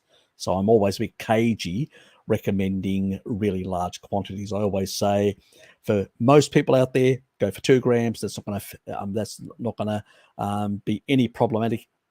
And at a maximum up to 6 grams and no more than that, unless you've consulted with somebody that knows what they're doing. And it's for specific therapeutic purposes, and a whole lot of other things are also taken into consideration or potentially supplemented to deal with, synergistic things, so never go over 6, never, so that should be your maximum. Most people I usually recommend 4, take it in the evening, so to improve sleep as well. If they're doing 6 and they actually a bodybuilder or whatever, do 2 earlier, 90 minutes before their workout, and then in the evening do the actual 4 to get better sleep, because that'll actually help with protein synthesis as well and recovery. So all that sort of stuff. So that's my sort of take on the taurine side, and it will be a great benefit to your grandchild. So let's put it that way. And it also means her breast milk will have more taurine to give to the child as well, which is very important. So you're welcome, mate. Oh, well, try to be. None of us are perfect angels, but, try to be, walk in the footsteps of God, as one would say, for apotheosis. Anyway. I'll leave it at that without going down the religious pathway. Could you talk about protection for the eyes from sunlight? Well, let me put it this way. In terms of quantity, Bob, taurine concentration in the eyes are the highest than any other organ in the body. Let me say that again. The levels of taurine in the eyes are the highest level than any other organ. So the percentage of taurine concentration. So I would say they really play an important role, massive role. I've had people improve their eyesight. I've had people improve a lot of eye conditions with higher taurine levels. So really important. The next most important organ for taurine levels is your heart. And then after that is a number of the other organs like kidneys, liver, those sort of things. Then the brain, so in that regard, the brain actually, it still needs, but not to the same levels. It's more, it needs to sort of regulate GABA. So it doesn't need a massive amount, but to regulate GABA, but also plays a role in the glycation inside the brain. So it tends to play those two roles more than anything else in the brain. So glycating factors, because you don't want a lot of misfolded proteins in the brain. Not a good thing, especially amyloid and stuff like that. So lowering glycation of amyloid and maintaining good folding of amyloid means that then amyloid can be cleared properly out of the brain, because there's a cycle of amyloid production and clearance. So that's normal. It's just when that whole system becomes deranged because of sort of what we call diabetes 3 and stuff like that. And too many glycating factors, and you're creating a lot of oxidative stress and stuff like that, which is what modern lifestyle does.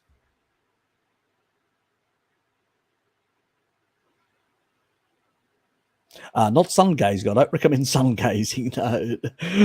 Not looking directly in the sun. I wouldn't do that. Definitely not. No, I mean, when you're out in the sun, that means getting vitamin D. That's what we're talking about. What I used to say, pretty much, the sun and the sun meat and those sort of things that are important. But what I'm talking about is in terms of vitamin D, cholesterol sulfate. Remember, cholesterol sulfate, you get more produced when you from UV radiation hitting your skin. And that cholesterol sulfate is a water-soluble form of cholesterol that actually plays an important role in cell membrane integrity.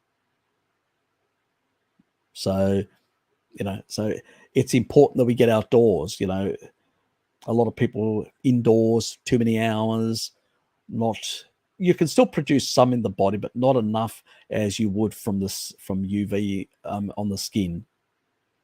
And I don't think there's any supplement out there you can actually consume in that regard to get cholesterol sulfate levels high. Now, sulfur amino acids tend to help a bit, but generally speaking, you still need to get out in that regard. Very important, and very important for, tissues throughout the body. But yes, do not directly sun gaze. That's not what we're talking about. We're talking about, earthing yourself and getting those ions, those electrons to stabilize your tissue. Because what is an antioxidant? It is the doning of electrons to stabilize tissue. And what's the best source of negative ions to get from the earth? Well, that's Mother Earth itself, by earthing yourself. So most humanity have never worn plastic insulated shoes. That's a modern thing. And even in the past, they used to wear leather shoes, which you can earth through, not as well as barefoot, but still, you can still earth. And what we've done is we've disconnected ourselves from Mummy Earth in terms of this important system that provides a lot of health benefits. And that's another thing that is affecting negatively our health. Nope, definitely not. Definitely not. As long as you don't have any underlying sensitivities to dairy, definitely not. Terence, you're welcome. Do you think that some people are left-handed preference? Yep. It's a small amount of people, but they do. There's a lot of research that shows that is the case. So, and I haven't, I've never seen any research showing otherwise. Have you? No. Yeah, and I think he's like, asking for your opinion on why you think we are this way, and I don't think anyone knows for sure. No idea. No idea. Yeah, I've heard a few things that sound compelling, and some people try to make like mathematical models that come close. They say things like, so since we are a competitive species, but also we are cooperative as well.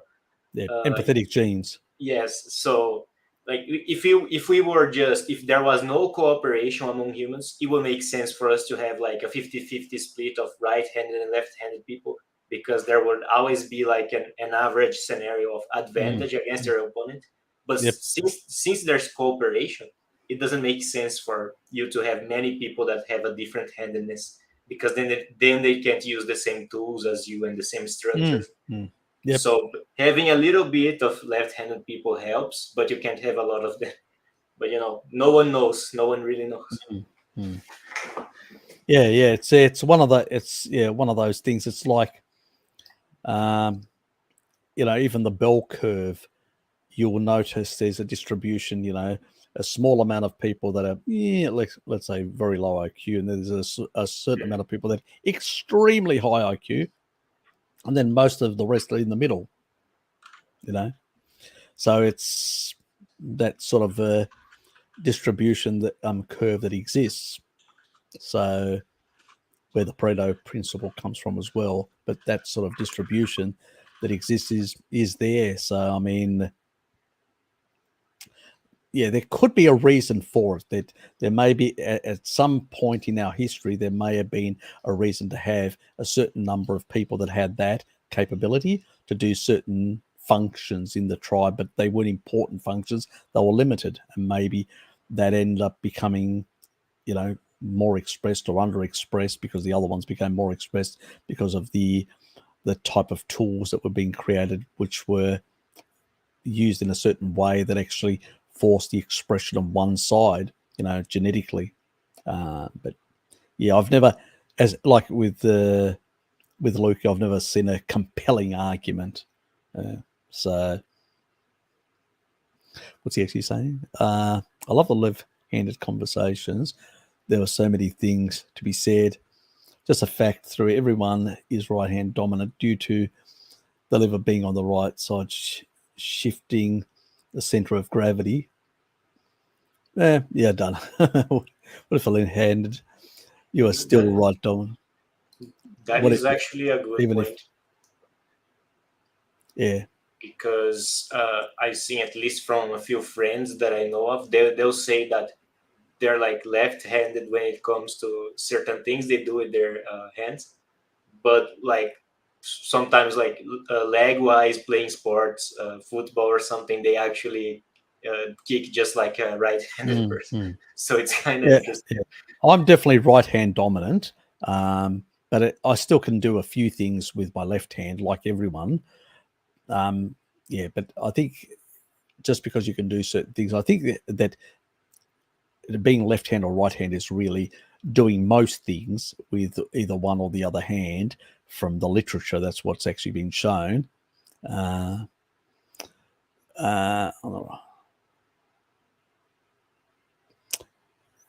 Something about the liver and the heart. Have you actually got any research on that, George? If there is actually, I'd love to see research, because I've never seen research looking at left hand, right hand, and comparing the size of heart and liver. So, so if you've got some research, even email it to me. I'd love to see it. But people do say things, but as I said, if you're gonna make an assertion, you need to back it up with proof in that regard. But I would love to see it, even if you put in the number. Oh, great! If you do, just email it to me. I'd love to see it. That'd be interesting. Yeah. But as I said, I'm completely ignorant on the subject. I just know what most people know, basically bugger all. What's therapeutic ketosis, and why don't you like it? Therapeutic ketosis is very high fat, low protein levels, or or moderate protein levels is the approach. And it has its place, like for epilepsy and a number of other conditions, that can actually help reset certain conditions, in particular neurological conditions, stuff like that. Or like people having severe conditions of like severe type 2 diabetes that is actually moving towards type 1 diabetes. And so, yeah, you're trying to minimize the amount of blood sugar. You're trying to control those factors and trying to re-regulate that body. So it does have its purpose, but it's not for everyone because it's very catabolic. Long term, it'll break down your tissue. It'll stuff up your thyroid. You know, it's not indicated. It will increase, reverse T3 to very high levels, which are, again, not good to put your thyroid in the toilet. So this is not traditional hypothyroidism, but it's basically, so it's not Hashimoto's, which is an autoimmune thing, which is completely different, but putting your thyroid in the toilet will affect your, the regulation of your temperature in your body, your hormonal system, you know, can be in the toilet as well, you know, all these sort of things. So it's not a good idea to do these, but short term, for a couple of months, to correct certain conditions, they are very useful. That's why we do certain things for specifically therapeutic purposes. Yeah, but people have specific conditions for them. They're not for the general public, you know. And so when I criticize people that are doing them when they don't need to do them, and they could actually end up with sarcopenia and a lot of other issues long term. So not advised at all. Larry, just as a small segue, you were mentioning the thyroid when it comes to therapeutic ketosis. I was doing some research lately. Have you ever heard about polar T3 syndrome? I've heard a bit, but not a lot. What have you heard? No, in it's regards really interesting. I was fascinated by it because it's a form of hypothyroidism. It's induced by the stress of being in really cold conditions. So it happened to Arctic explorers, and I think it was like a German doctor that first characterized it. But it's really interesting because they were noticing how some of the explorers seem to be like low focus, low energy, and it turned out that simply being in a harsh environment, induced those changes to their thyroid. Yeah. Look, I've as I said, I've heard a bit about this, but I don't know enough about it. I'm not an expert. I haven't looked into it. I think somebody else asked me as well. One of my friends asked me, and as I said to him, I said, I don't see it in the Inuit that live in that naturalistic environment. Mm-hmm. This is explorers and people that went to those areas. I don't know what they were eating exactly, you know, and there's potentially their diet, their preparation. There's a lot of factors at play that could have brought this on. Yeah. And I'm not going to sit there and say, well, this is caused by this or that, when it's really very speculative. We don't have these are observations, they're not experiments. We haven't actually replicated similar conditions to be able to say, yes, these are the driving factors. Yep. So yeah, so I usually avoid the answering these issues for the simple fact I usually say no, I don't know, and the observations with too many confounders, because they are, you know. So I mean, a lot of people use this sort of stuff, and I go, why are you using this sort of stuff? You're just using this sort of stuff to push a narrative. That's all you're doing. You're just trying to justify either carbs or justify some other thing in order to basically, push a certain line where you're using something that's not even measured properly. You don't even know what's actually causing it correctly, and all these sort of things. And you've got an agenda, and you're manipulating the facts to suit your agenda. And I really find that offensive and annoying when people do that. I like to slap them down, and severely. And Bart does as well, because it's really annoying when people do that. But, Fifrost sort of question is a legitimate question in this case, because a lot of people ask me, why am I critical of therapeutic ketosis? And Bart is as well, because we are both considerate that it has its place for a short amount of time for people with specific ailments. Outside that, it is not a healthy thing to be running very high ketone levels. It just isn't. It's not healthy. No tribal society ever, they actually consume good levels of protein and good levels of fat, and they don't neglect those important animal nutrients, and they don't, exclude one in favor of the other. They consider both as important. And we tend to, for healthy people, you should be getting near 1-to-1 when it comes to protein and fat. For women, that's for healthy men. For healthy women, it's usually about 1.2 fat to 0.8 in sort of ratios, which ends up being around the 20-25 odd for women. For men, 30 to 35%, maybe 40% if they're bodybuilders, stuff like that. And somebody that's doing quite a bit of physical stuff, about 35%, and general men about 30% is sort of my gauge. And it's the same thing with women, 20, 25, 30, depending on what your physical activity is and all that sort of stuff. If you're a bodybuilder woman, get up to 30. If you're, quite active and all that, get up to 25. If you're, probably about 20 odd is fine. But wouldn't go below that, and definitely wouldn't go down to 15 or below. That's just too low, and long term your health will suffer. Because you don't only need for structural material that you turn over. You also, there's a whole lot of enzymes that are being transcripted that require amino acids. So, and most of the studies that say, oh, you need 0.8 or this, that's just based on cellular turnover. They're not taking into consideration all these other things, your enzymes and a whole lot of other things that are required. And repair, that also requires additional amino acids. And actually, some of the amino acids actually can lower oxidative stress and actually act as an antioxidant, part of the antioxidant system.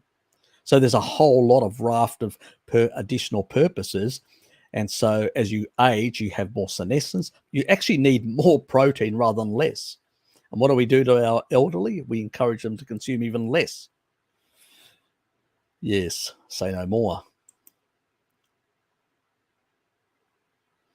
I'm at the point where I'm not just interested in your knowledge, I also want generally pick your brain. Cannibal. George knows the joke. I've joked with him before on some of his comments. But I'm definitely looking forward to that information. So a question, can Canadians in the winter, we cover that. We've covered that. Yes. I do get to the questions eventually, Stuart. You don't. I forgot the cue. Well. I'm sending Ted over to give you a spanking. We've covered all that.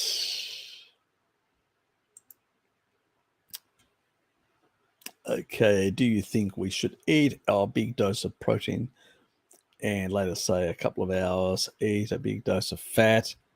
So that, nah, I usually eat at the same time. I don't see the value of eating separately.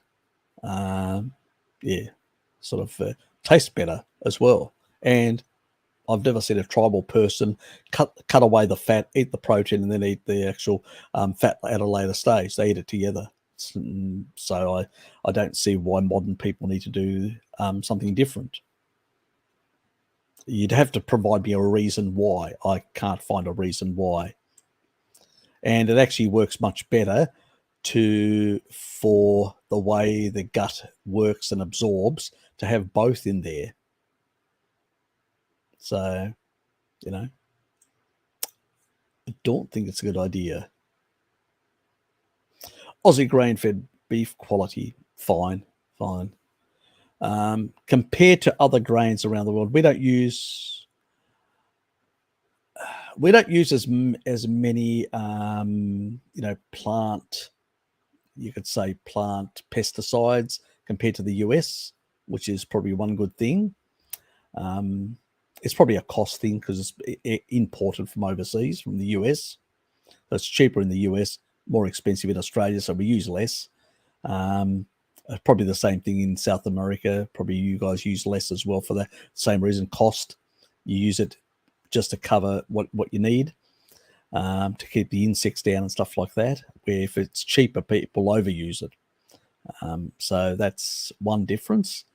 The other thing is, let's not forget, plants themselves have more chemicals in them than you can poke a stick compared to, and cows have learnt to basically deal with, plant toxins far better than us because they're ruminants. So they've been dealing with them for a long time.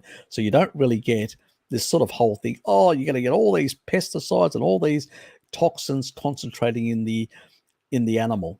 Nope, you don't actually, because they've got a very good detox system. They're designed to. We have less of a detox system to deal with plant toxins. They have a fantastic system to deal with plant toxins. So it's less of an issue.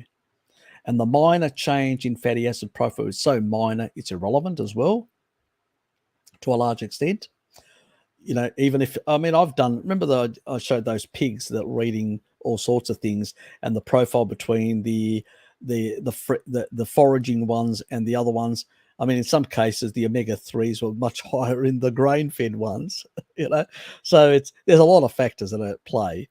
So it's not, all the grain-fed. I know people in the paleo community have used selective research in the past to basically say, look at here. And I'm going, well, that's not indicative of every single herd that's actually in the world. Let's take a look at a good spread of many herds around the world, and you'll see varied levels.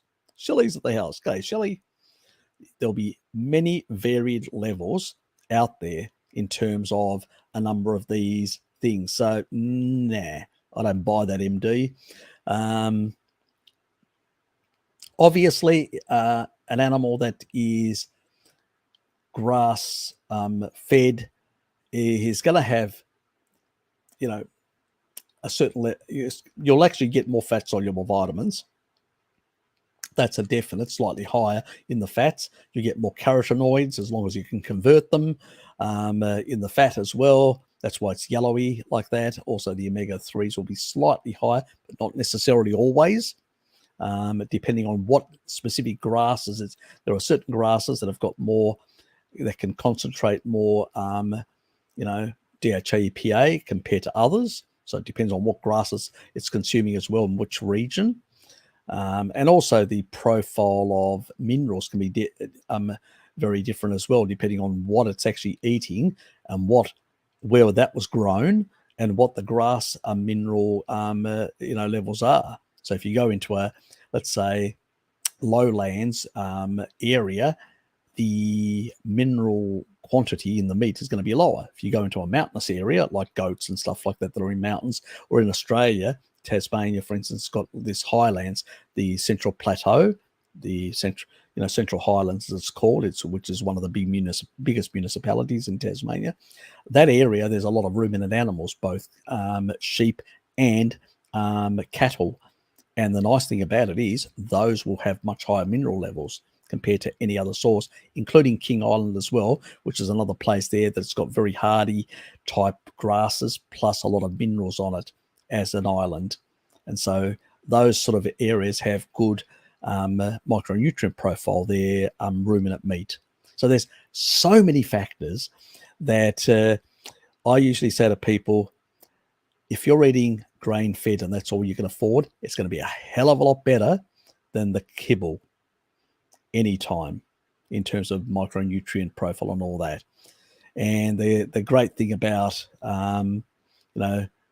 animals that actually have got good detox capabilities dealing with plant compounds, they will actually have much lower. That's why we don't find high residues or high levels of pesticides or stuff like that in grain-fed animals, for the simple reason they're very good at detoxifying that stuff. That's the great thing about them. So yeah, there's a lot of nonsense being spewed out there. So it'll definitely be better than kibble, but obviously if you can get better quality, yeah, always the best, because you're going to get, we're talking about 5, 10 or 15% a bit better, but that 5, 10 and 15% is going to be pricey as well. So it's a balance, especially for people's budgets. If you can afford it, you got plenty of this sort of stuff, fine.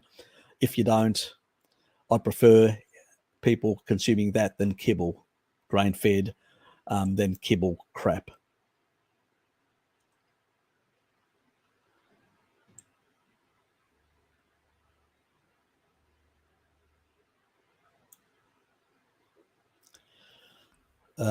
I just was thinking about how I can thrive without sunlight in Canadian winter. Look, traditionally humans would have been outdoors all day, even in winter. They'd be outdoors in the elements. They'd be getting some light exposure. Problem is we are indoors all the time. Some people have sort of mitigated that by changing their homes and putting skylights in and providing more natural light to come through, even in winter. So people have done a number of things. Obviously, if you're in a rental, you can't do that. If you've got like a balcony area, even in a rental, you can actually get like cheap, thick plastic and put around that to sort of create a windshield to, and in a warmer day, you can sit out there and it can be really nice and enjoyable. And you can actually get the light exposure plus protect yourself from the elements. So there's a lot of things we can do differently in all sorts of environments in that regard. You can go on holidays in winter like I do. I'm 40 degrees south. So, the UV plummets to next to nothing down here in winter. So, yeah, could be a bit of an issue as well. I understand. I love eating raw meat, even heart. That's fine if you do. Also eat at least a pound of calf liver per week, but cooked because it tastes better. Does that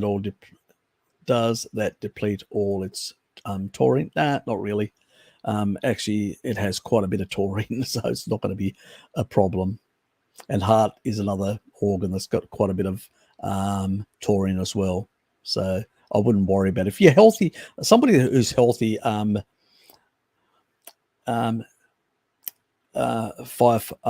FOS, if you're healthy, the requirements for taurine are much lower in that regard. If you've got issues that you have to fix, then the requirements go up. That's the only thing. It's more of an intervention than anything else. Or dealing with modern day living, like high levels of stress, these sort of things, where we can actually use it to modulate our system and sort of a bit better. So that's the sort of thing. But don't get too, enjoy life. Don't get too wound up with things. We tend to become a bit too, am I doing this right? Am I doing that right? God, really? That's the last thing on my mind. Because that will actually drive you into an early grave, believe me. You'll end up a hypochondriac. It's very easy to happen, even in our community.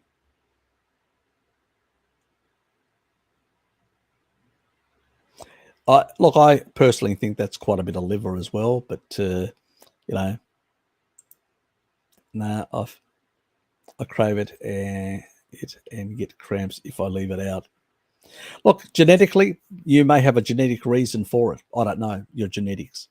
There seems to be some tribal people that did consume quite a lot of liver, and societies, and tend to basically tolerate higher levels. They have got also the ability to clear out of their bile and through their kidneys a higher amount of certain ions. But that's a smaller number of people.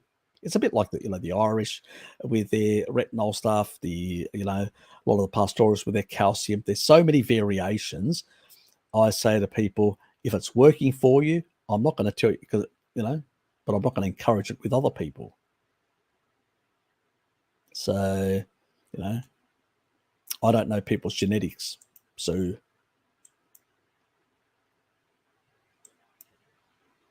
yeah, look, as I said, different genetics can happen to you, Pro4X. I don't do those levels either. I may occasionally do a small amount.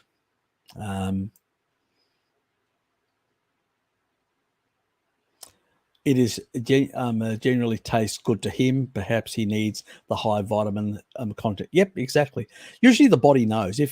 I usually notice if I did an experiment, and you're right about that. I actually did an experiment, and the liver really tasted nice, which meant I needed the nutrients from it. And then after a certain period of time, food sometimes tastes. You're trying to force it down.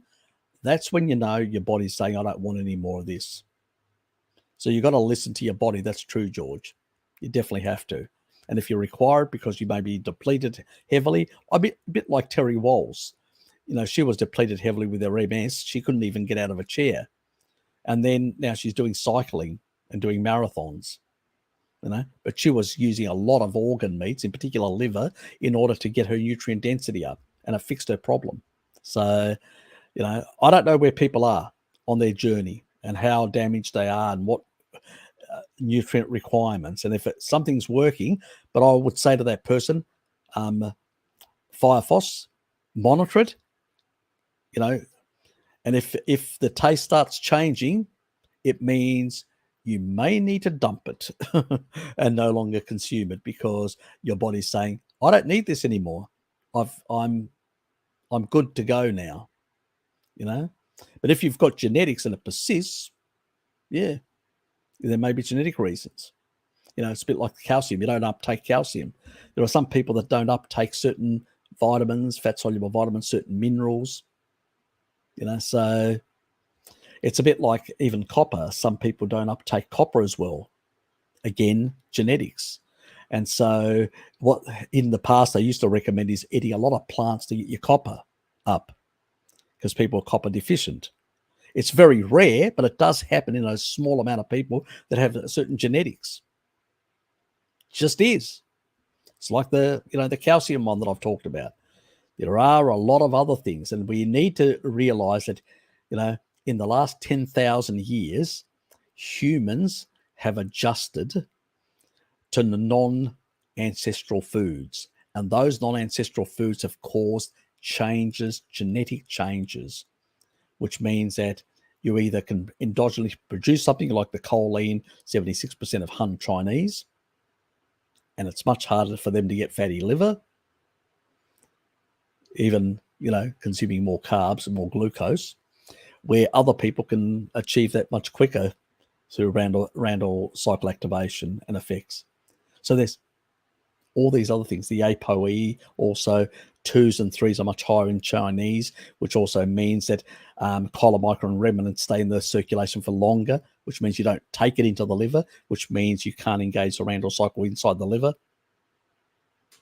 because they're not mixing. They're still in circulation, the chylomicrons, going back to the fat cells, coming back out. Doesn't mean you can't get fat, because they still go in the fat cells, but they can't get into the liver because they can't get the magic key, the ApoE key, which is the 4-4, to just go in immediately like that.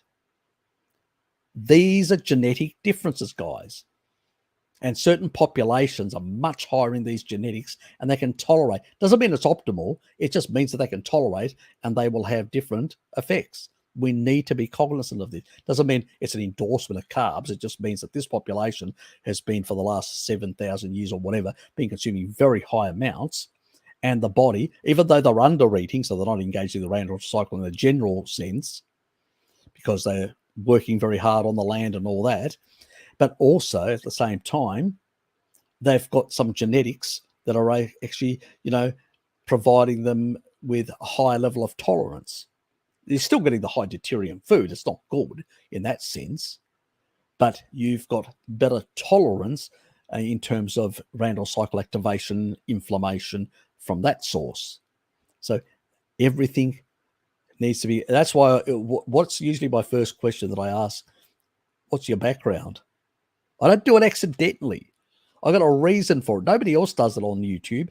I do it all the time because that gives me an idea. When somebody tells me something, then they tell me their background. I go, they like to have these, and these genetics.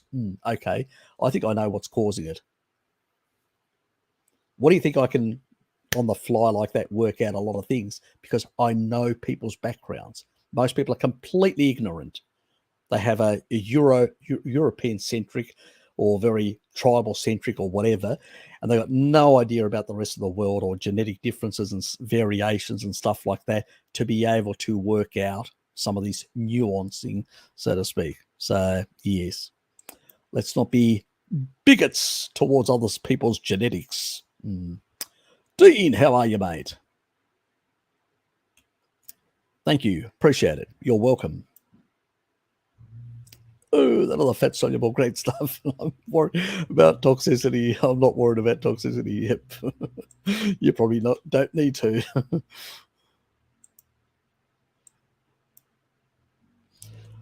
Anyway.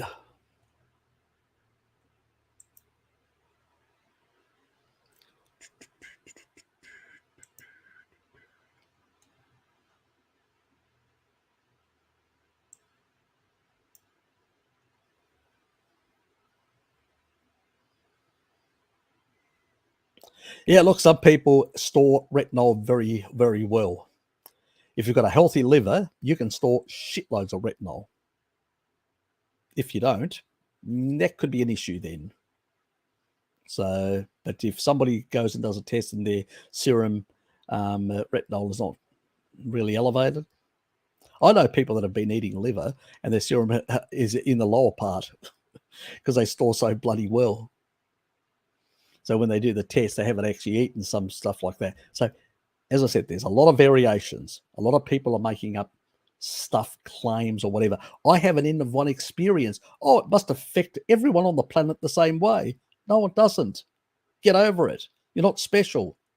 You're just a different person with probably some varied genetics or different derangements or damage to organ systems or whatever, and you may be responding different to the same nutrients that somebody else is. So keep that in mind, guys. Don't become too, let's say, polemic about it or doctrinal about it. Very easy to do that.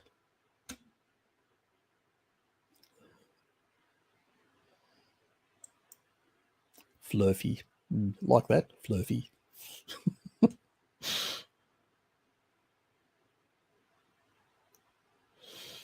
Yeah, okay. Yes. Different populations do you, because there are different there are different people here, and some people in some parts of the world, they say, spinning up a yarn or spinning up a story, or they've got different ways of saying it, but same thing, so it's really all ego with Varys, Joey. Oh, look, I think Joey is not ego. Let's not be nasty about. I think Joey is less experienced, less knowledgeable, more impressionable. He's a good kid, but I think he's very easily led astray by sophistry. I don't think, and that's why I shouldn't have actually, as Bart said, he shouldn't have got into those debates that he did get into, because he just doesn't have the skill or knowledge level to basically vaporize idiots like Jurian Ryder, Harley. I mean, he's he's come onto my channel and said things and I've blown him away, and he'd never challenge me because he's too fucking chicken, most of these people. That's the reality. I would tear him a triple bypass asshole, and he knows it. And that's why, he came on, remember when he came on a couple of times and Bart's pointing him out, and I just answered his question, and then it just shut him up completely because I just blew his argument completely out of the water. He never asked anything else. He just went away. So can you imagine a conversation, a debate conversation, me and him?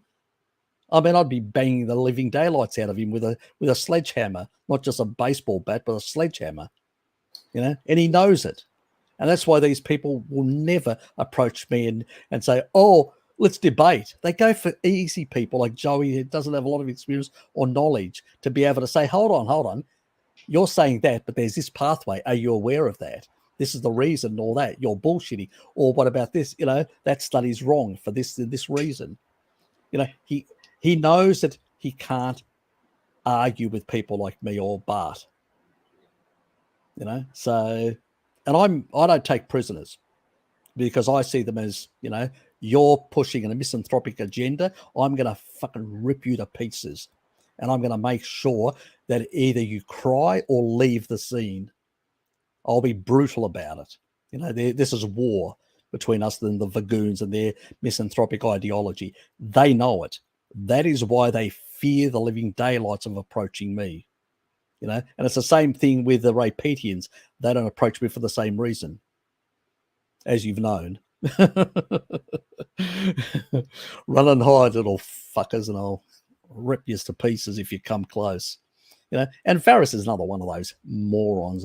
He's just another sophist, no different than any other sophist out there, just talking crap and half truths. That's what he does.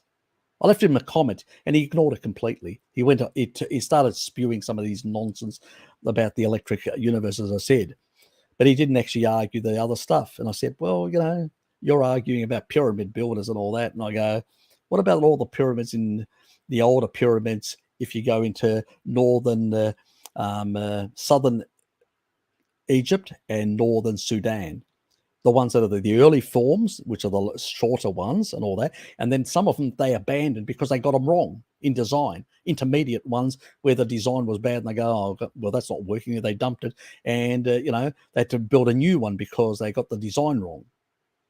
If it was a perfect pyramid builder, which was an Egyptian, well, what have they got the design wrong? No. There's this proof, early form, the evolution of pyramids, and even mistakes where they made intermediate mistakes, quite clearly blowing all that argument apart. So it's just nonsense, but people will make up shit without zero evidence whatsoever. I just find it egregious. Even it's kind of disrespectful to the people of that time as well. It's like, exactly. They were so incompetent. They couldn't possibly have built the pyramids. Of course they could. Stop that exactly. Well, if you take a look at the actual pyramid, you've got the stones on the outside, which actually provide the normal pressure on each other, holding it all up. Plus, they actually put soil in between. There's structure in the middle where there's going to be the tomb and the other structures and stuff like that. And also at the base, they make sure it's a good, firm base. Where they actually failed with some of the previous pyramids, they didn't find a good firm base, and it actually distorted and broke up, the actual pyramid. And in some other areas, the leaning, the sort of the angles weren't proper, and it also had caused structural problems. And so they learned from those mistakes and all that sort of stuff. So even with simple geometry at that time, you could still design those sort of things. And that's a reality. And we see them around the world. So it wasn't only one part of the world, but other parts where people, but even in the other parts of the world, they have a different design concept. Yep. But sort of the pressures which you would get from gravity forcing certain structures to be in a certain angle and stuff like that are very similar, but they look different. Ones will have these big steps in between, because of different cultural reasons and all that, stuff like that. It's the old, like the story of Babylon, building the Tower of Babylon, Babel, to get to the gods. It's something similar. This concept has existed where gods were seen being up there, and building structures to get closer to them was part of that religious thing. So it's understandable why these structures emerged around the world for those religious reasons. But yeah, it's just funny. And what would drive people to put massive effort to do things? It would have to be religious. They wouldn't do it for no other good reason. There's no financial reason behind it. It doesn't make economic sense. I mean, even the Parthenon is a exceptionally well made. It actually doesn't even have right angles. It is because it knows about the way eyes perceive things. It makes it look straight and rectangular by our eyes. That's perception. But it's designed slightly off in certain parts in a certain way in order to work with human perception. Now that's innovation. That's actual innovation. Not even modern buildings have that. You know, you can obviously, when you look at a building, it doesn't look straight. Well, it is straight. That's the problem. The Greeks actually made, slightly crooked in order to actually deceive the mind to think it's straight. You know, so it's a completely different cultural concept behind it in engineering purposes. But, human brains are the same. They haven't changed in thousands and thousands of years. The difference is the accumulation of knowledge. But there always would have been that bell curve distribution, always a very intelligent small group of people in a population that can do this sort of stuff. And the rest have no idea.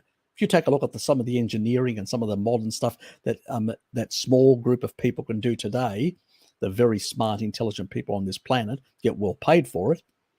You know, most other people around the world that've got an average IQ or less have no idea how it actually works. If those people were to vanish tomorrow, our whole civilization would become way more simple. Yeah, what can you say? Anyway.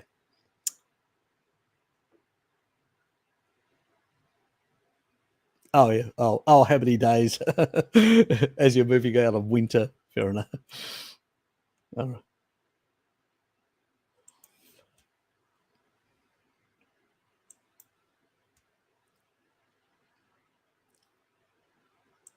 Yes, it is. It is. It does go back to the sailors. That's true with yarns, very much so. And that's why it's within the English-speaking world primarily. Anyway, hard logic, how are you, mate? Is it like Bart says, eating all daily protein within 4-hour window necessarily for thyroid health?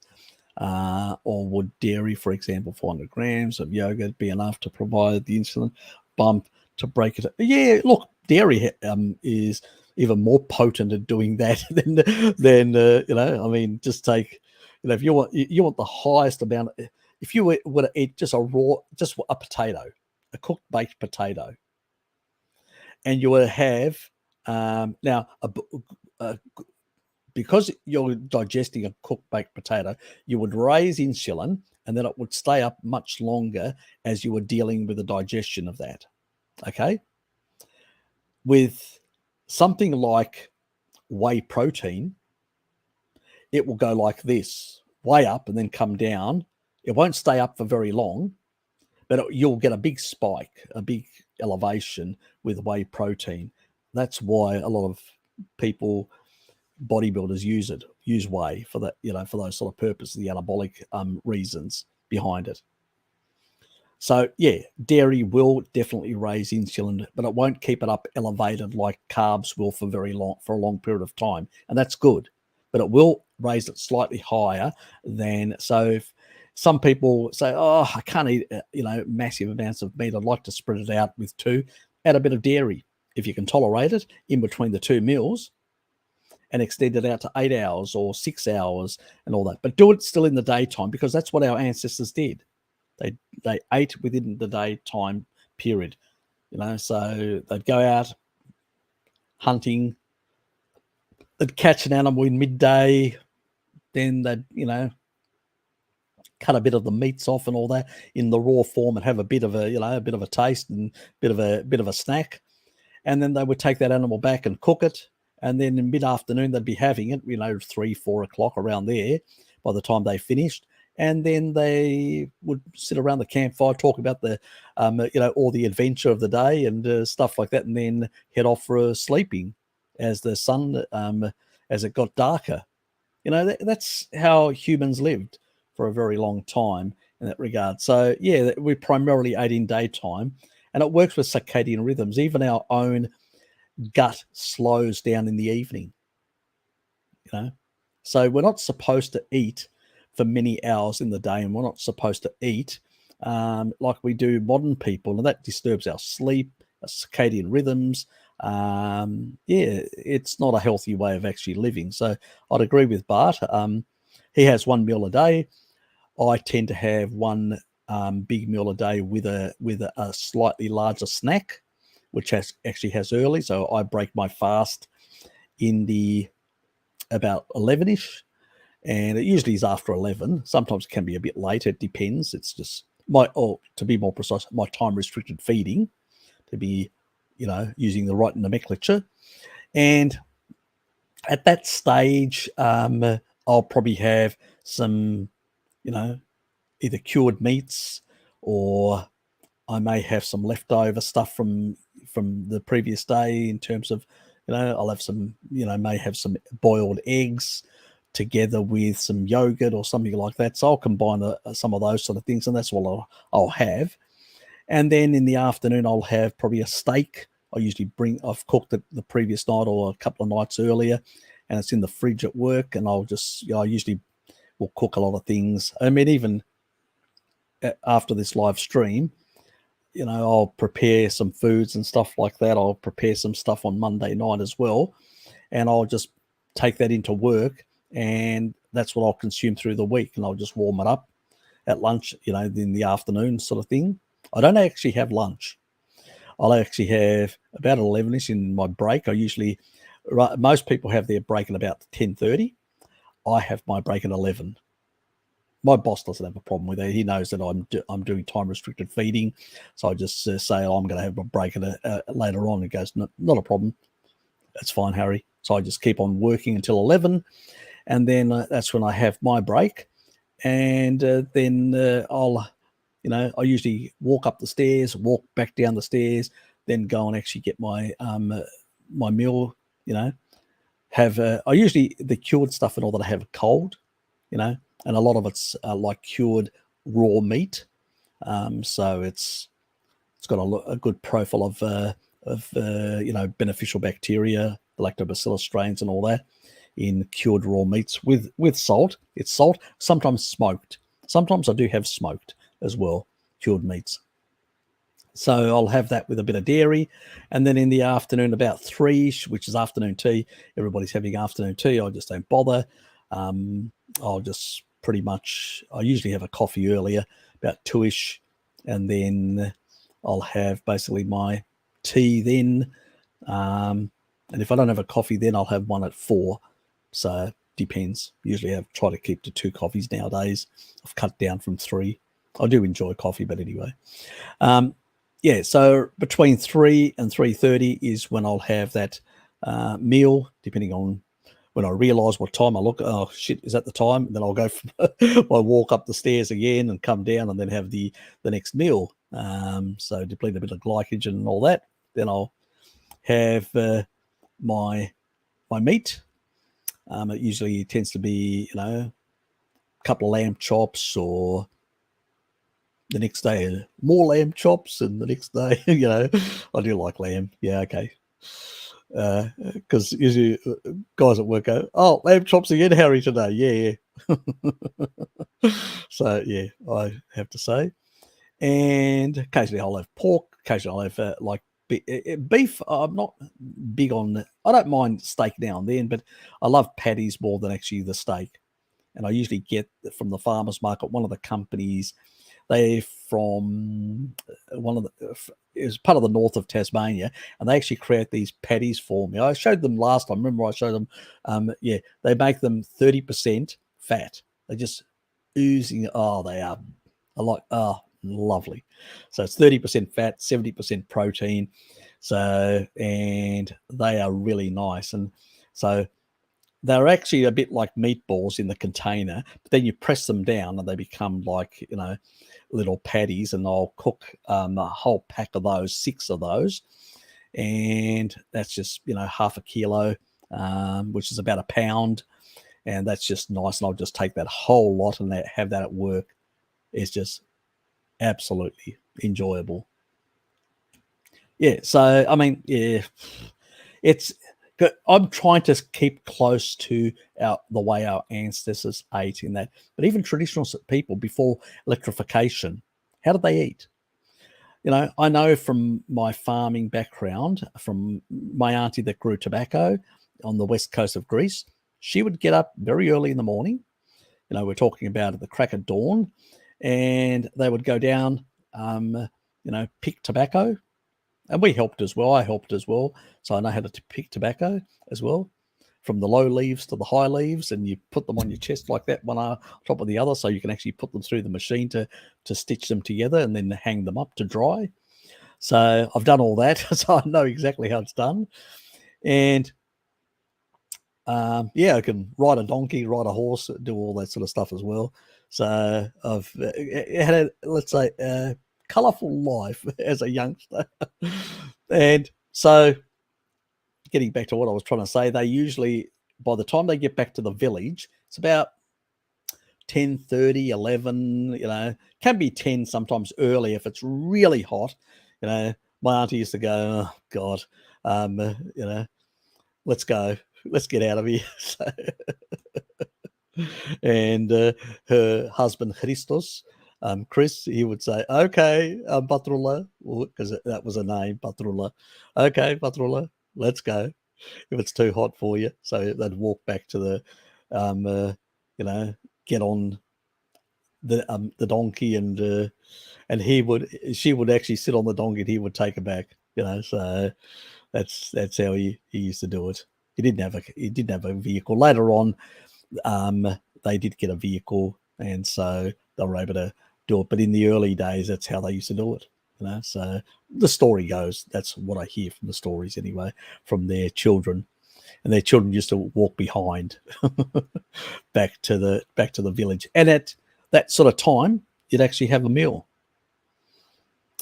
You'd break your time restricted feeding, and then midday you would have something like after your siesta, you'd get up, you'd have a coffee and a little snack. It may have been like a small pie type thing, in some regards.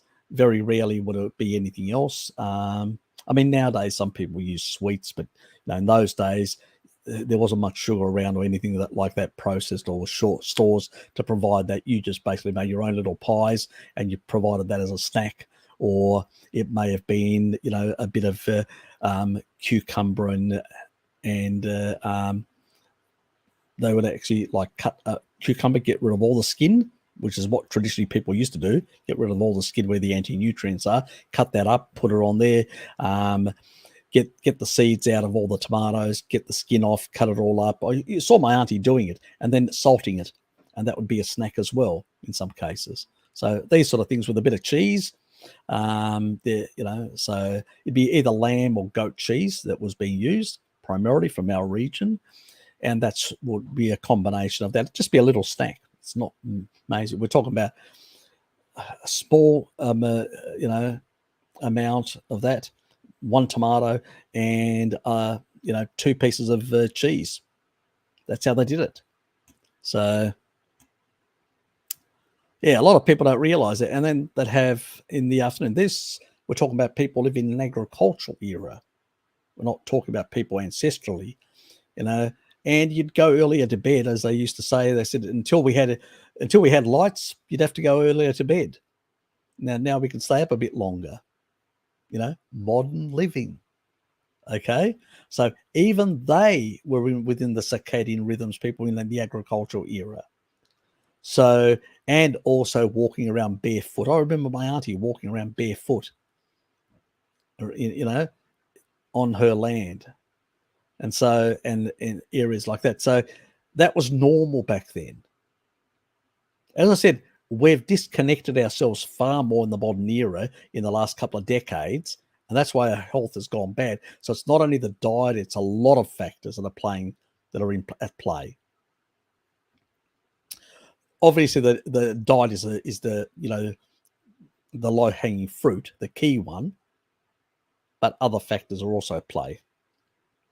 that provided protection for those people. They underate. They didn't overeat because food was expensive back then. So they underate and did a whole lot of other circadian rhythm things, earthing and all that, that also mitigated some of the deleterious things they did.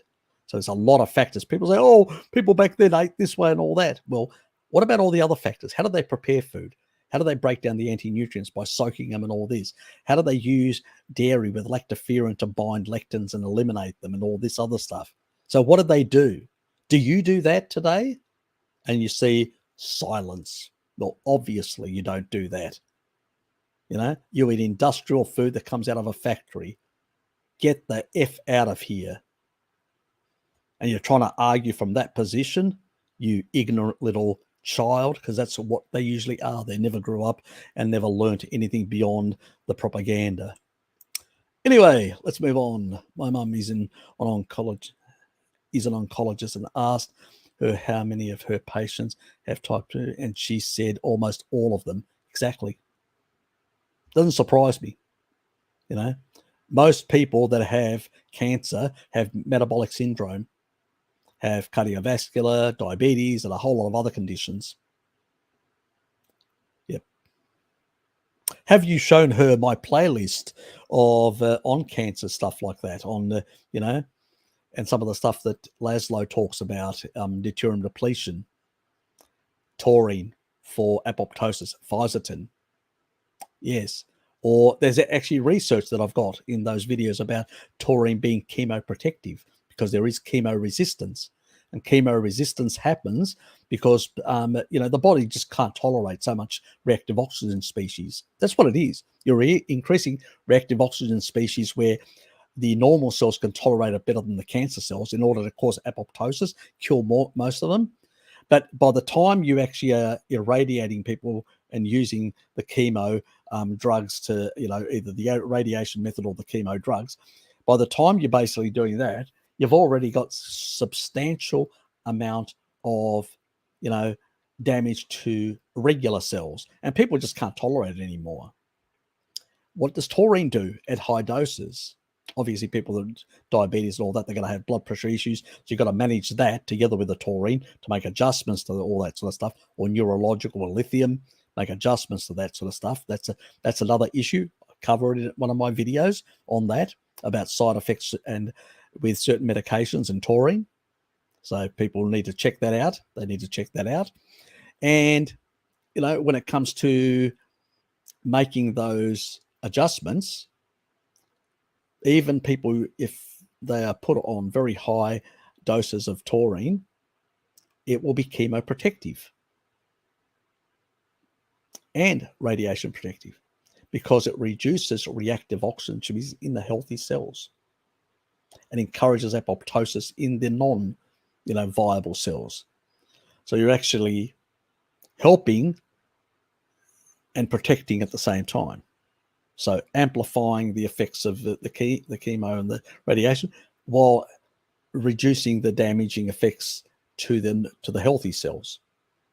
So, and there's research and all. There's one of my videos that actually shows some of the chemoprotective effects and all that.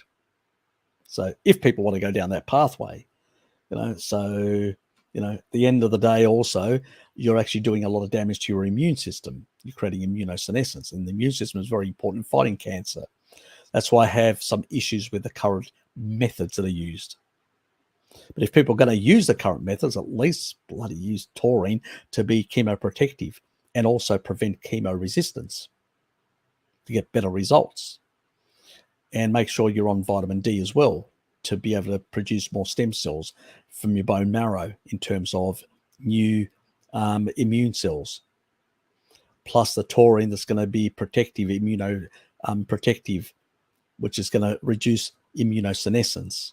That means aging and damage of the immune cells. It actually protects them. It reduces oxidative stress on the immune system, which means that it can actually tolerate much more reactive oxygen species effects on the immune cells, so they can be in a much better state to, you know, once you've actually cured most of the cancer, you've still got an immune system that's still functional to some extent and robust, not to somebody that's completely hasn't gone through chemo radiation, but at least in a much better state to be able to remove the last bits so you don't get, it coming back metastatically really powerful and killing you, which is what really happens to a lot of these people that have done too many of these modern interventions. That's my personal opinion, but that's what the stats do show. The survival rates are not that great. Anyway, what can lead to cure very hard, infrequent, and painful stools when healing your leaky gut with high-fat carnivore? I've got a what is it called? I think it's called Digestive Issues. There's a playlist. Covers all that from the, right through the entire digestive tract and everything else related to it, hanging off it. So that's a tall order. Go and check those. Give me some viewership, Lost Dragonfly. You'll enjoy it. Okay. Got a mild sunburn today, San Paulo. Had its cloudiest, coldest January since 1982. My skin was unused for about a couple of weeks. Okay, fair enough. Look, it can happen. I mean, yesterday I was out for quite a lot of hours, and then we had a barbecue and stuff like that, and so and Friday before as well. So, and I'm not doing high retinol as well. Oh, you actually reminded me here. If you could, I really wanted to know what studies have you ever found on the retinol and sunburn thing, because I just kept looking around. It inhibits overexpression of matrix metalloproteinases. Okay, in particular 9 and 2, which because it's a collagen degrading enzyme, and it's collagen derangements from UV. That's what burning is, really. Mm-hmm. So what you're actually doing is, and also a bit of taurine also helps with once you actually lower the effects, but it also can inhibit to some extent being able to get a bit of color. Oh, okay. So so that's why I tend to sort of go a bit midway, not too low, but not too high, in order to try and get a bit of color. So I get color, but I don't get burnt in that regard. So, which is the whole thing of trying to brown. I don't know how successful I'm going to be, and you can actually see, the different parts of, there's more browner, there's lily white, so it's working in some areas of my body, but not all areas. So, oh well. Yeah, when I'll have to walk around naked. But that could be a problem. I could be arrested. If I do that. Yeah, local man terrifies the authorities. And I don't think my co-workers will appreciate me turning up in boxer shorts either. Oh God! But it would be funny. Definitely. Yeah. While I do that, funny and traumatizing for some people. Oh, exactly. Yes, as Hello Kitty would say, because I usually walk around, in very little clothing sometimes. But that's at my place. I don't care. Nobody seems to complain. I do notice some of the old ladies popping out and taking a look. But anyway, giving them a bit of excitement.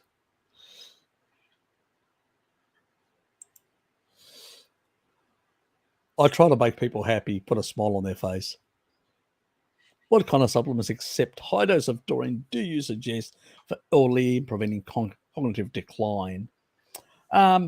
Generally, the best thing to do is on a carnivore diet and get rid of all the crap for cognitive decline. That would be the best thing. But obviously, you're not going to get old people. You may have parents and all that, and that can be a bit of an issue and stuff like that. Taurine is going to be the big player. Obviously, for sarcopenia and for protein synthesis, I'd put a bit of leucine in there, at least, minimal 3 grams, if not more. If they're having 2 meals a day, 3 grams with each meal, because they're not going to get a lot of protein. And what we're trying to do is we're trying to increase the protein uptake and protein synthesis also from cellular turnover, but also to try and encourage more aminos from even the plant source or other sources to be utilized for protein synthesis. So, it's, you got to do what you got to do, so to speak, with what you have and people's attitudes and stuff like that. But those two would be the key things. Obviously, vitamin D would be another thing. If they're indoors, because a lot of the elderly tend to be indoors, don't really get out, don't get enough vitamin D, have a poor vitamin D status, which also affects the musculoskeletal. For protein synthesis, vitamin D is also important. Calcium homeos for calcium as well, together with taurine regulating the homeostasis of it. So all these sort of things are synergistically would be my 3 favorite supplements for the elderly. So vitamin D, taurine, and leucine. So obviously there are other things you can actually give them as well, but they would be my 3 favorites if you were trying to keep it affordable for them. And obviously don't go for any seed oil, vitamin D, whatever. Make sure it's either got nothing, which you can have it with food. And so as long as the food's got fat, that's fine. Or it's got, the ones that I get, which are the sports, whatever they're called, the ones that have got the coconut oil in them. So it's a saturated fat, so we're fine with that. So that's the only ones. Have you got a bottle there close by to put up on the screen? Nope. I'll have to go and grab. Hold on. I'll go and grab it now. Give me a sec. For sure.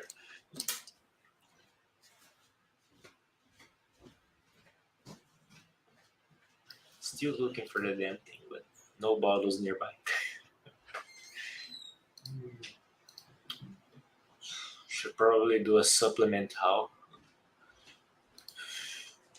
for some of my friends, that is. And there it is.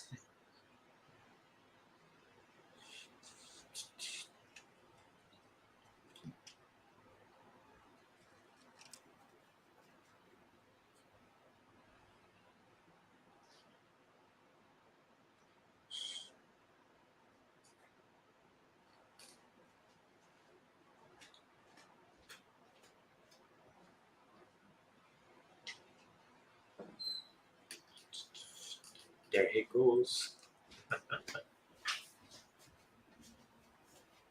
By the way, I think choline. The nice thing is it has about 360 in there, and it's about $20 odd or whatever, Australian dollars. And the good thing about it is it's 5,000 IUs. So I take 2 in winter for 10,000 IUs, and in spring and autumn, 5,000. But if the sun's out, I usually check also. I'll show you what. Everybody should have a service in their own city for the UV index. Yeah, look, I'll just share my screen for a sec. Present, share screen. Okay, is that coming up? Yep, it is. Yeah. So, yeah, this is the... Well, let me increase that. This is the BOM, as we call it, BOM, BOM, and it's not explosive. It's a different type of bomb. The Bureau of Meteorology. It's the Australian website. I go to, Tasmania, obviously, look at the forecast for Hobart, and it just tells you the level. So even though actually at the moment it's sunny, there's no clouds out there. Very few, very little. But it's partially cloudy, but at the moment the UV is extreme 11. Remember, because the Earth is on an axis, when we have our summer on the elliptical orbit around the sun, the southern part of Australia is closer, or the South Pole is closer to the sun slightly in this elliptical orbit. So the intensity is much higher, even with lower temperatures. So you can cook out there. So you guys that are basically in the Northern Hemisphere, you go, oh, Harry, you're out there, for so many hours, and you're always complaining. You're putting a bit of color on and stuff like that. And, this is why, guys, because of the orbit of the Earth, 11 extreme, sometimes it's 12, which is sort of the highest, which they and you guys are probably down to 9 or 8 or stuff like that. And you go, in the Northern Hemisphere, and you guys say, you guys down in Tasmania or Australia are always, yep, how extremely intense it is. Anybody that's traveled to Australia or traveled from Australia to Europe will notice one thing. I lived in Greece for 6 years, nearly. And the thing that I noticed was that the intensity of the sun is different. In the Northern Hemisphere, it's not as intense. I can tell you that from experience. And things are not as sharp. Where here, the sun is very intense and things are very sharp, clear. So, so there's a different contrast of light as well between the Northern and Southern Hemisphere in their summers. I've experienced that myself, guys. And unless you've actually traveled to the Southern Hemisphere, you will not notice that. And if you're in the tropics, like Lukey is, you got no idea what the north or south is like. And usually they don't even have the sun goes down in the afternoon around 6, 7. It never stays very late. Where we can have sun here up to in our summers up to 9 o'clock. There's still yeah. But that's because of the curvature of being on an axis. Mm-hmm. So that is the reality of that sort of thing. Yes. And I would encourage also them to consume a lot of eggs. Eggs have got a lot of phospholipids. They are one of the best sources of phospholipids, like phosphatidylserine, phosphatidylcholine, all these or magical phospholipids, which are really required for the brain. And also they're very high in choline, which is really important for acetylcholine, neurotransmitters and stuff like that. So eggs are probably one of the best foods you can consume if you can tolerate it. High cholesterol foods are also high in biotin. It's also high in a lot of nutrients. So it's one of my favorite go-to foods, and I'll be eating it into my old age. Harry, now that you mentioned that, it's funny because back in my hometown, there was a single doctor, a specialty doctor that people went for like really bad cases of cognitive decline, like Alzheimer's in their family members. And I remember at the time, I think it was a couple years ago, and even longer than that, I believe. But I was just getting to understand the stuff about nutrition, and I think I even asked you that question because a ton of people back in town, they were like, "No, that doctor is crazy. He's telling his patients to eat a dozen eggs a day." Yeah, no, I love that. I love that doctor already. Yeah, people should be sending him a card for Christmas. Exactly. That's the sort of doctor you really want. Tells you to eat a dozen eggs. Here's a carton of eggs. Go. I'm honestly surprised there's like a doctor that actually knows how to treat his patients. Oh god. Oh, well, shocking, isn't it? Absolutely shocking. That actually knows something about nutrition. Actually knows what the brain, what the human tissue needs to be optimal. Yep. Absolutely shocking. Extremely so. I actually say to people, simply put, I go, okay, you want to know what the body needs? Just go and look at a physiology book and look at all the different biochemical processes in the body. Look at all the enzymatic pathways. Look at all the cofactors that are there, that are being used. Yep. Vitamins and minerals and all the other components that are required for these things to function.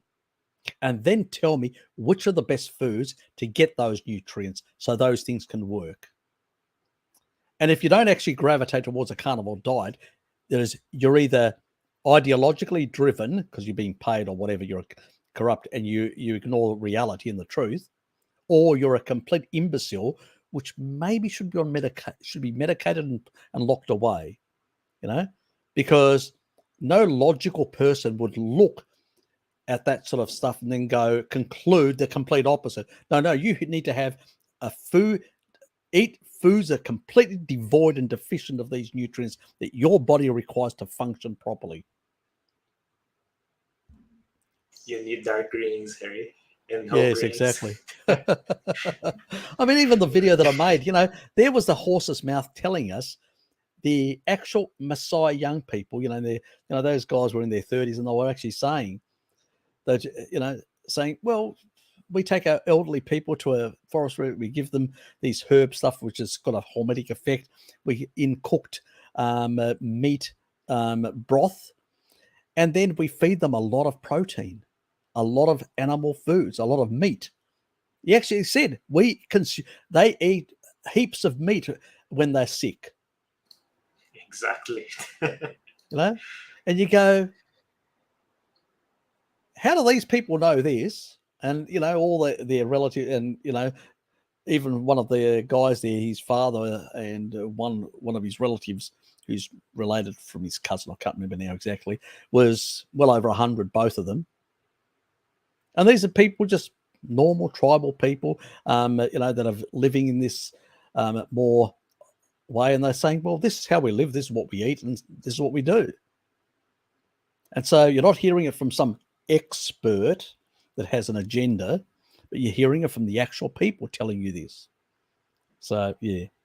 On the topic of gallbladder, what to look out for and to wary of if one had it removed. Okay. If you've had it removed, what happens sometimes, the actual, a couple of things can happen sometimes.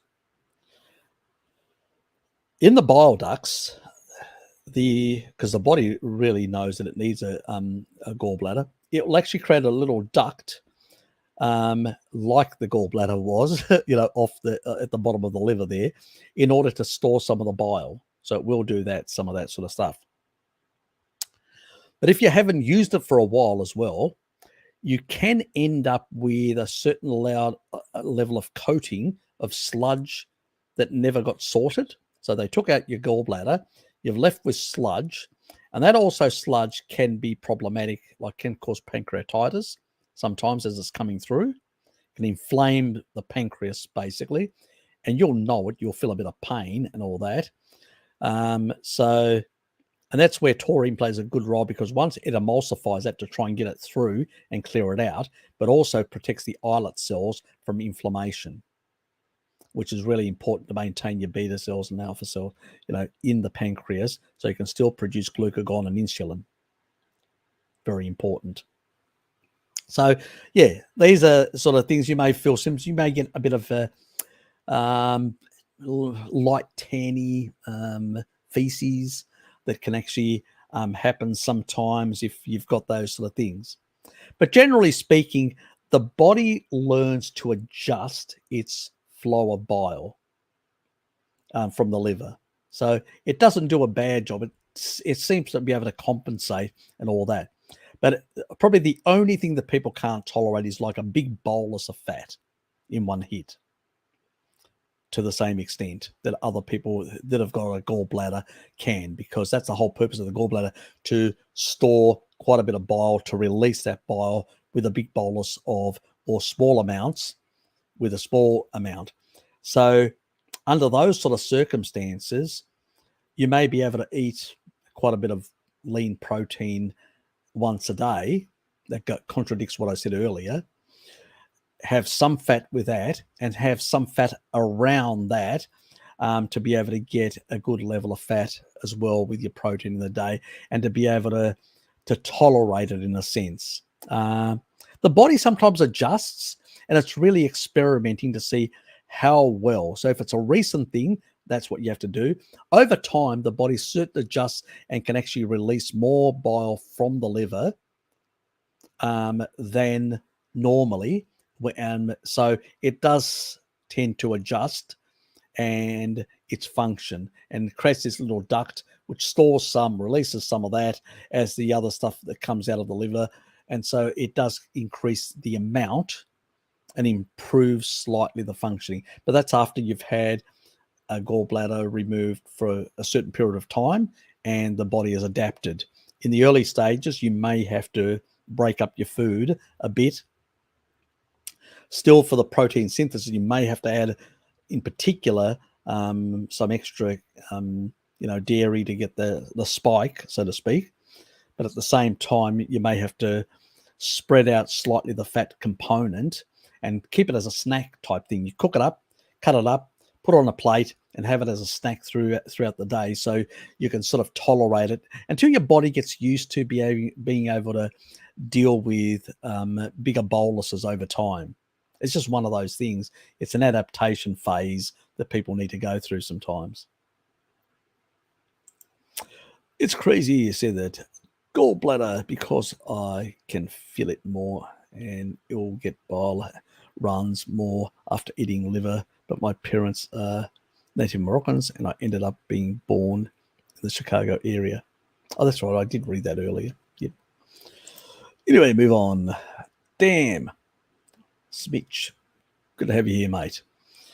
Should one be aware of their milk yogurt intake in regards to staying in ketosis? Yes, modern people, yes, in particular.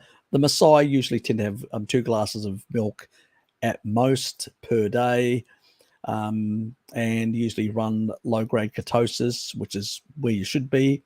And we know that because Mary Ruddock was there taking with them for a couple of weeks and taking, pricking their fingers and looking at their ketone levels and their blood sugar levels throughout the day and amongst men, women, and children, and notice similar sort of levels, not much difference between them.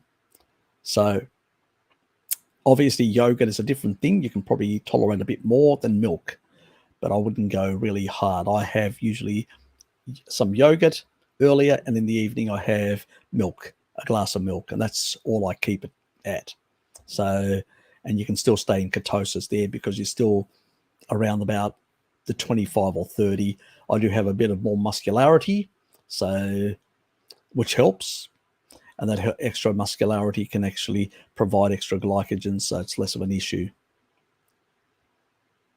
What's your take on that? As in the drink at any time? No, I sort of limit it like they do, like the Maasai have. They'll have that sort of stuff in that sort of earlier time frame, midday, and then in the afternoon. And that's what I do pretty much. I do the same thing as, they will have when they do go out in the herding. They go early in the morning, sort of midday, they will get a glass of milk, and then they'll have a glass of milk in the afternoon as well. So that's what they do twice. They bleed their animals, so at the same time. So they're having that. So they're getting some electrolytes, they're getting some fluids and stuff like that. And milk is lower deuterium and compared to water, tap water or even river water. So, glacial water is a different thing altogether. That's a different animal completely. So you can get very low ppm in some areas, especially in higher elevations. But even in some areas in lower elevations, because of the environment, we're not very clear why, like in areas close to the Arctic that the Russians back in the 60s found, some of the population there had water sources that were down to 132 ppm, which is very low. That's close to olive oil level, So you go, that's interesting. So that's sort of close to the levels where you'll find with milk as well, because it's got a lot of fat.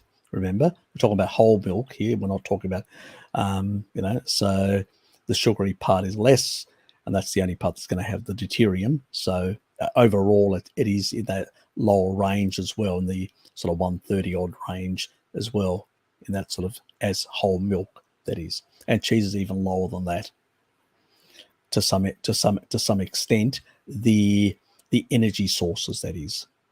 The non-energy sources, some cheeses can be up to about close to about the 140, the hard cheeses and stuff like that, but that's not a problem because most of that is the protein part.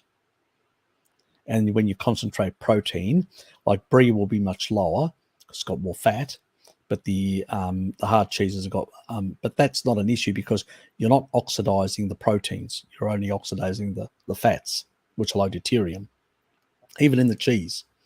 And the other stuff is structural material, which is good because actually you want the protein structures to have slightly more because that also plays an important role in the collagen synthesis, where deuterium plays a role in giving that rigidity. So, and even there's a fine line between too much rigidity or not enough rigidity. So it's, yeah. What I find is if you're eating animal foods, you tend to gravitate to the middle range, which means that you're in the sweet spot most of the time.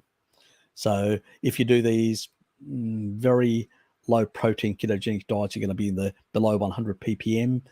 Good for therapeutic reasons, but can be very catabolic and very deranging to collagen structures in the long run as well. Not a good thing. You still need some deuterium for collagen structures. If you're too high, you're going to be causing too much mitochondrial damage. So it's a sweet spot in between the 100 and 130, which is 115 ppm more or less, which is what most grass-fed, grass-finished animal foods are. Around that, their fats and stuff like that. But even as a whole food, bacon that's got both protein and fat. It's got more fat, but it's also got a bit of protein. It's down to 113. And people go, how did that happen? And they go, pigs are good at deuterium depletion. That's one thing compared to many other animals. And that's the reason why they've got low ppms. But the part which is under the, where the parts where the bacon comes from, it seems to, the cells there seem to be much better at depleting deuterium. Don't know why. It just happens. That's why compared to other cuts of, the pig will be 115, can be up to 117 ppm. And the bacon part's 113. Go figure. So it's just one of those things. So there is differences between tissues types around the body. Let's put it that way. The areas that seem to be the lowest in these sort of animals tend to be in the fatty parts. So, your pork belly and stuff like that. Very low ppm in comparison to other parts of the piggy. So, which means it's not going to be damaging to the mitochondria, which is what we want. Low deuterium energy sources from piggy. So I don't have a big problem as long as you don't overdo it. Most people do slightly overdo things and think if some is okay, more is better. So, and if you're trying to get protein synthesis, insulin is not your friend for protein synthesis. You're going to need certain level of insulin signaling. You can even get that in a fasted state if you actually use leucine. I've done a video on that. Google it and you'll actually see leucine and why you don't need sugar, because it's leucine that actually drives protein synthesis. Nothing, unless you want to become muscular fat. The old bodybuilders didn't. They were nearly all year round lean, muscular. And the reason for that is why they didn't have that problem. They put a bit of weight on, a bit of fat on when they weren't in competition, but not a lot. They didn't change dramatic. More like the tribal people where, through certain parts where there's a lot of food around and all that, they'll put a bit on, but then they'll lose it through the drier periods when there's less food around and availability. And so they go through these cycles of depositing a bit, and you can see some of the tribal, even those guys, you can see them, they had a bit of body fat on them. They weren't like super ripped, but in other stuff, you will see some massage super ripped. That's in the times when they're actually using up that fat. So they go through fat cycles, basically. That's the whole purpose of storing onboard energy. So the lean periods, you can actually survive. If you're always lean, you can do that in a modern world because you can still get enough to maintain. You can't guarantee that without a supermarket.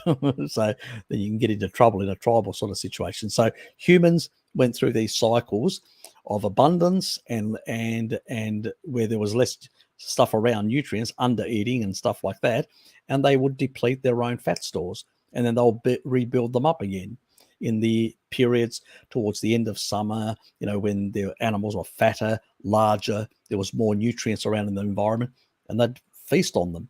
Plus, there were some plants that could also engage the Randall cycle for them to accelerate that fat buildup in the interglacial periods, that is. In the non-interglacial periods, it was basically the big fat stores for insulation. So different sort of kettle of fish under those circumstances. Yes, but I wouldn't get too wound up if you're having some yoga. If that's your photo, you must be also physically, doing quite a lot of exercise and stuff like that. So I suspect you wouldn't I wouldn't worry too much. If you're sedentary and you want to do more than 2 glasses of milk, I'm going to look at you and go, what's wrong with a bit of movement, naturalistic movement? You'd still need it.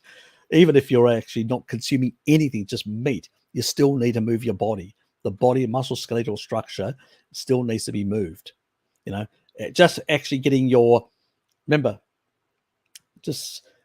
getting certain things to function properly need movement. Let alone certain systems in your body that need to require the movement anyway. So sitting around is not a healthy thing, So, yeah. And especially with the lymphatic system, you've got to move. And, anybody on a carnivore diet is going to be eating more fats. So the lymphatic system is going to be important to them to be maintained. So you need to move. That's one very important thing, the lymphatic system, lymphatic drainage and stuff like that, function. So very important. Yes.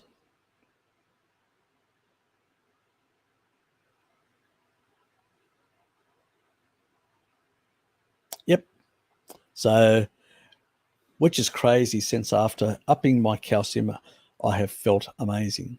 Yeah, because pretty much pastoral genes. That's why. Very much so. Yeah, they do. Southern Italians and Greeks, yeah, because we've had a pastoral culture. Greece is 85% mountainous. Let me say that again. Greece is not a lowland. It's 85% mountainous. Italy's the same. What do you think? You had a whole lot of city-states. On lowlands, you can have agriculture, and you can also have big standing armies that one can conquer the other.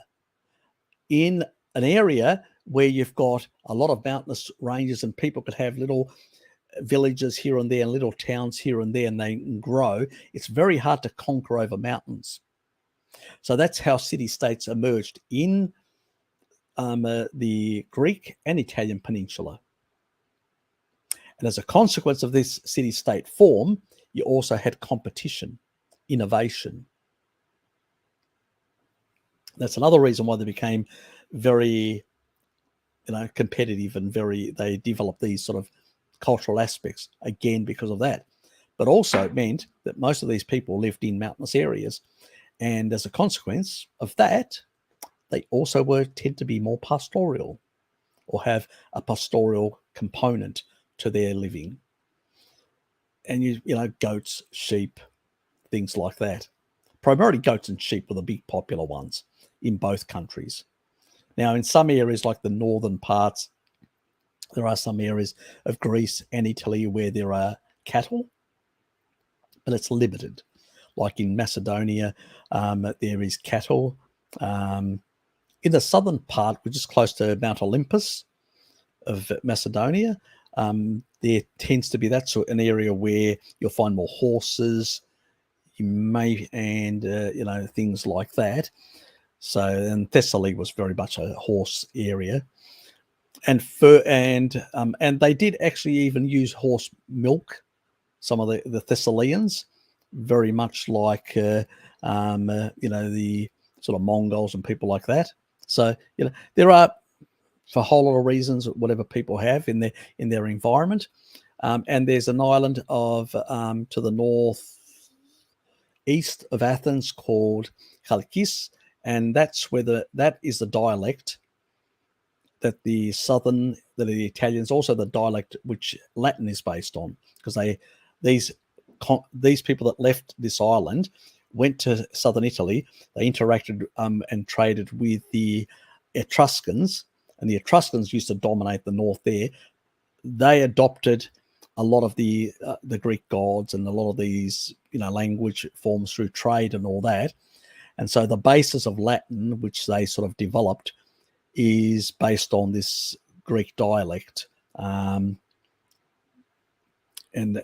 sort of that was what was adopted. This is why Romans could speak both Greek and Italian and Latin at the same time. It was only after the Hellenistic period, that's after Alexander the Great, that the language changed slightly. I'll give you an example. When you say Hermes, we used to write Hermes with a H in ancient Greek.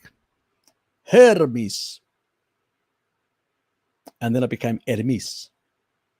H goes silent. Got this little squiggly thing and commas. There's a shift.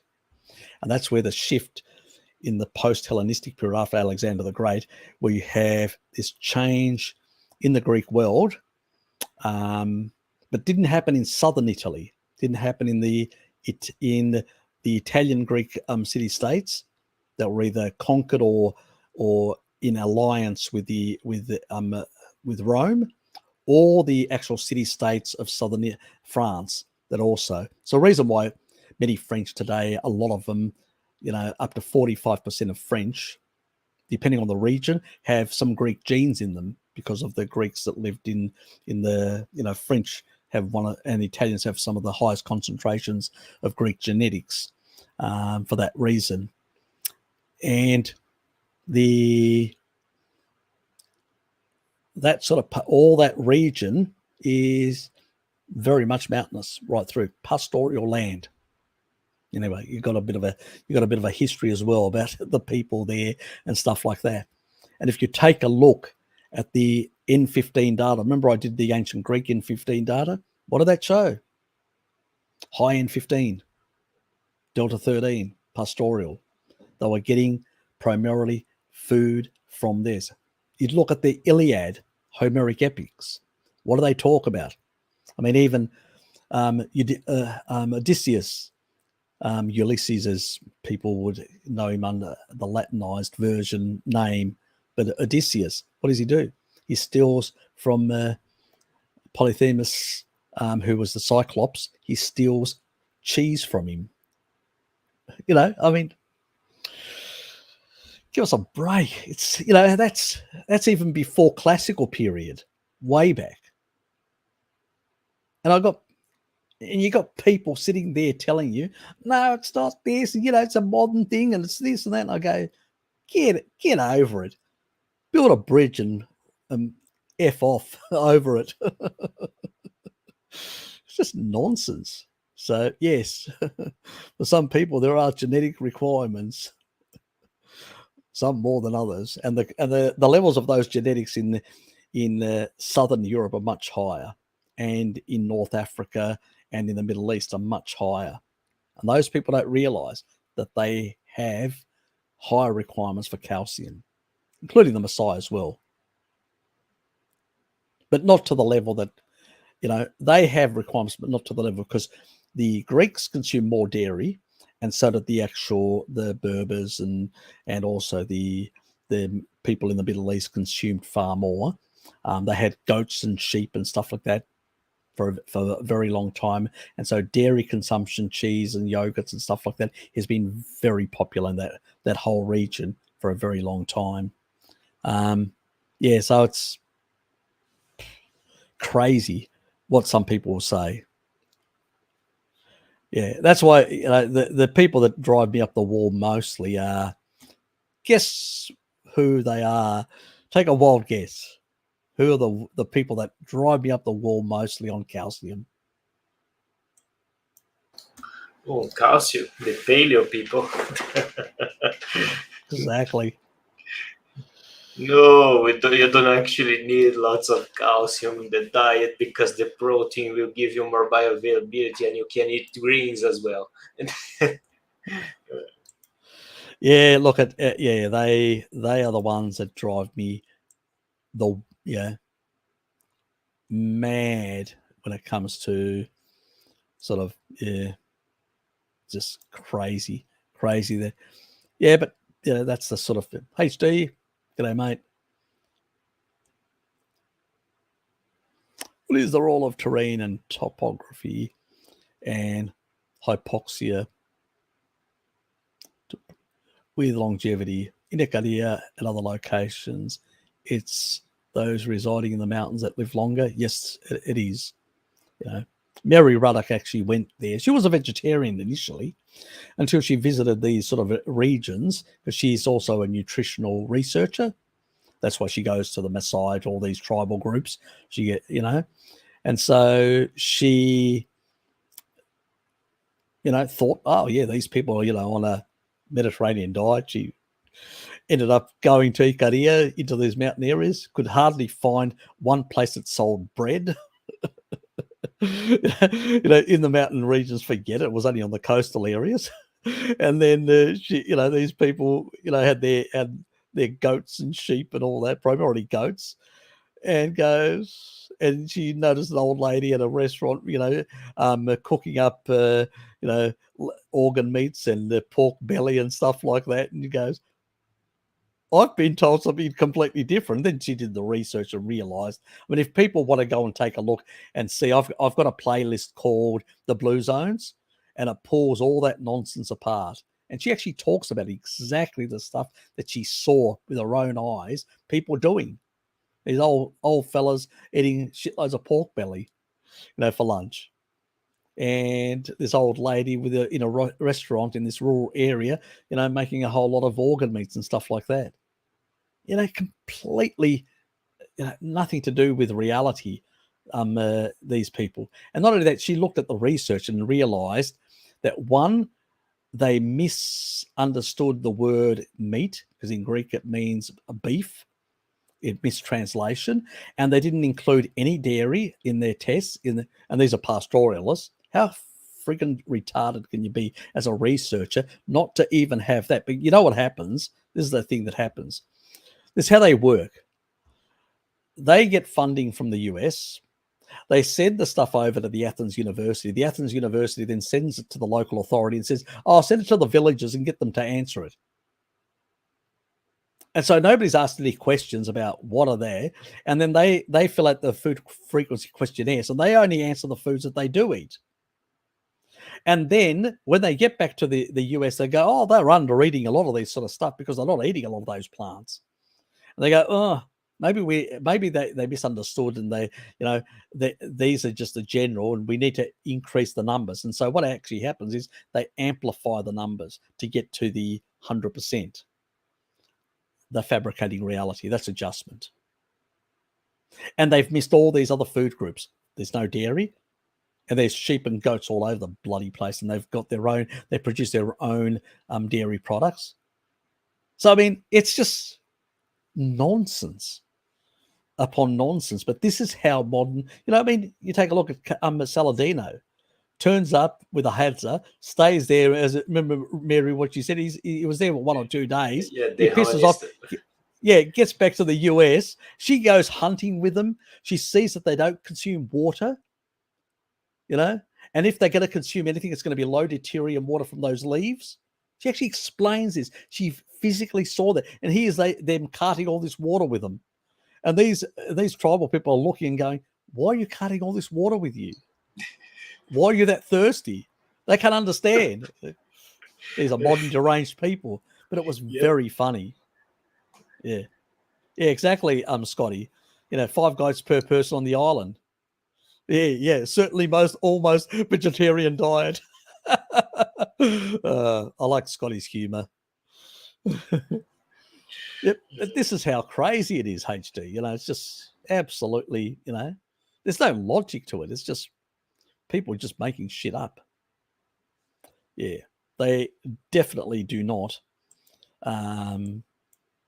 He did correct himself down here, put a Q here, but I did see it. Yes, so it's just nonsense, absolutely nonsense. It's the mountainous people, and it's the same thing with the Sardinians. It's the people in the mountains, and they do not even consume in Sardinia, never consumed olive oil, and it was only the Italians that came over from the mainland that live around the coastal areas that do a lot of the tourism. They introduced olive oil to the island of Sardinia because the Sardinians only used pork lard for their cooking fat.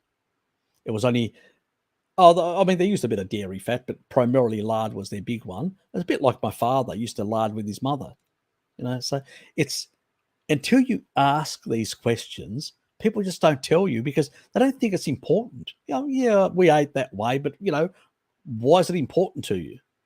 It's critical information. I went to the old man and he looked at me and I go, this is, after I've already had my cardiovascular things and I'm, deep diving to try and find out things and understand things. And then you have these conversations and they tell you all these things, that how it was very hard to get any grains, occasionally you may have had in certain parts of the year where you had access to some of this sort of stuff. You never had sugar until the modern era after the war, it didn't exist. At most you had a bit of honey and stuff like that, which was seasonal. And more and more these things you start hearing, or it was pretty much in the mountainous berries and stuff like that. And once you start hearing these conversations, you go, okay, this is really what the picture was until roads were built and foods of civilization can come to the village. Gotcha. Then it starts making sense. Otherwise, you're not going to get all that stuff up with a donkey. Not going to happen.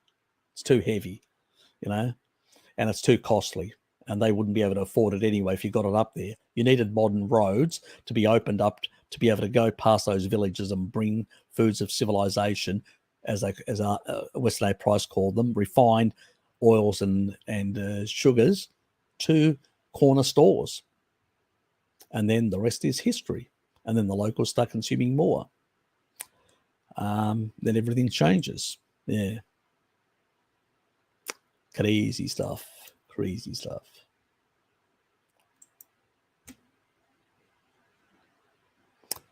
Possibly. One easy way of knowing that is if it's very hard to fat adapt, and get and push yourself into a higher level of ketosis, it usually indicates that there is some metabolic damage, obviously. Some deuterium depletion can help, or consuming more fat as you're going forward and not focusing on weight loss initially. And also, I know, these are the things we always focus, but I always say, fix your body first, then worry about the other stuff. And when you do go for something like that, make sure you get a bit of deuterium depleted water, and also you get a bit of, if you can afford it, if you can't, obviously, at least make sure you get the vitamin E, the Toco, which I put up earlier, which will help at least on the oxidative side, and slightly more taurine to try and mitigate some of the damage that's going to be happening from, so it's a sort of a cost benefit sort of thing.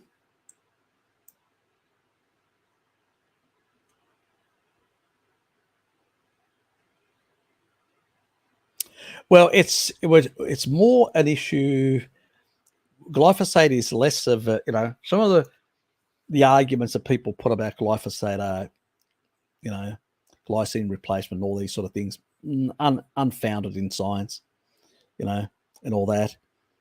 I will have an argumentative video on that point about some people, and I have basically discussed it with Bart just to make sure I'm not stepping on any of his friends. And he said, nah, not a problem. And he agrees with me on the glyphosate issue in terms of the glycine. That's nonsense completely. There is no research to base it. It's a hypothesis, an unsound hypothesis as far as I'm concerned. But glyphosate is different in other factors. It stuffs up your gut microbiome. It's like taking low doses of antibiotics every day. it does have, I mean, it's not me saying it, it's Monsanto themselves saying it. They've got a patent, an absolute patent out there in the world saying that it has an antibiotic effect. So if you're taking antibiotics every single day, I think it's going to cause some derangements in the gut microbiome. Wouldn't you think? So yes, I would say so. And obviously, if you've got permeability and it gets into your system, obviously it's going to have some deleterious effects to your organs as well. And it's going to but it's not massive. So let's not overstate it. Your body still can detox it. And it breaks down to glycine very easily. So let me not give too much away in terms of my video to come. But it's not the big boogeyman that many people make. The biggest problem with glyphosate is gut microbiome integrity. That's where the biggest problem lies, in deranging the gut microbiome. That's why, but you can't buy, people that eat plants, it's just not affordable for them to actually consume organic plants. The best thing is just to get rid of all that sort of stuff and go to animal foods, because animal foods are going to have very little. And they've also, because they're in a low carbohydrate state and they've upregulated all their antioxidants, their intracellular antioxidants, a whole lot of other systems, they're also getting more taurine to regulate their gut. So they're limiting the deleterious effects of small amounts that may come in. Most of it, the animals themselves have detoxed anyway. But even if you get very small amounts, it usually is a non-issue. The body can cope. So just keep that in mind.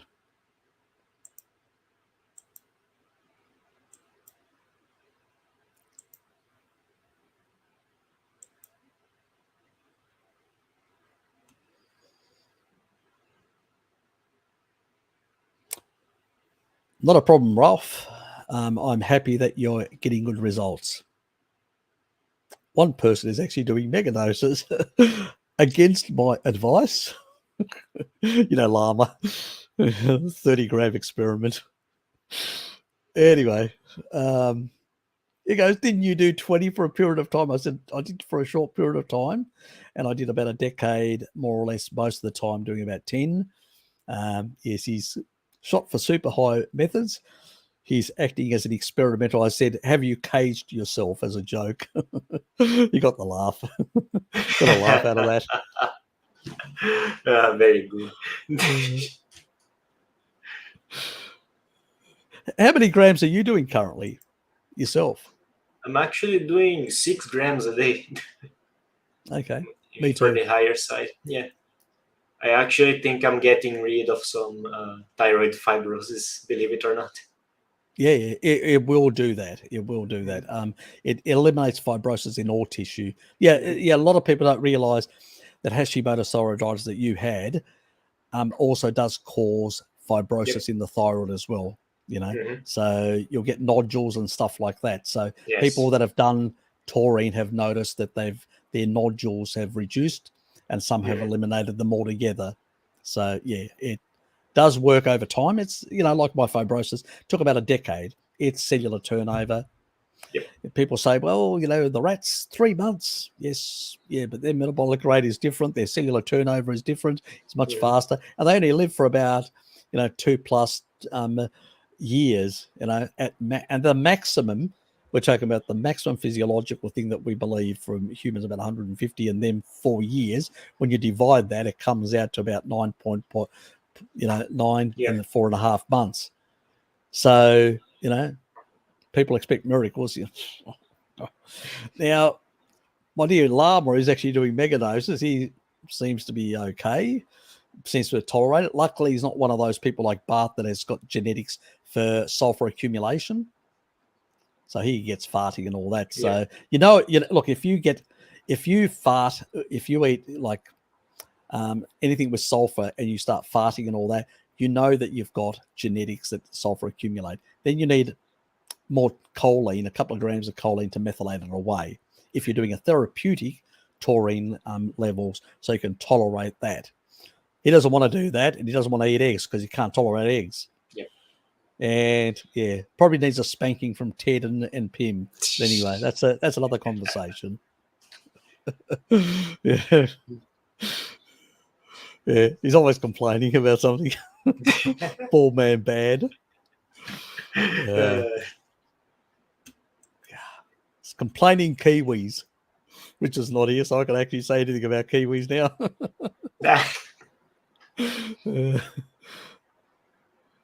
I went looking for Harry's post in the community tab for the cooking video. I couldn't. Yes, I exactly. could post a link there.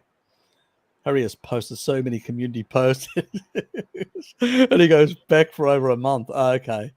I'll have to repost that because I can actually go through my history in under my account. Mm-hmm. So I can go through and the archival and find it. I'll have to probably do that for the Kefir as well. Yeah, I do put a lot of stuff out there. Look, I do get things sent to me, so I don't necessarily subscribe to all these people, and I don't have no intention of subscribing to all these sort of and I'm not like even what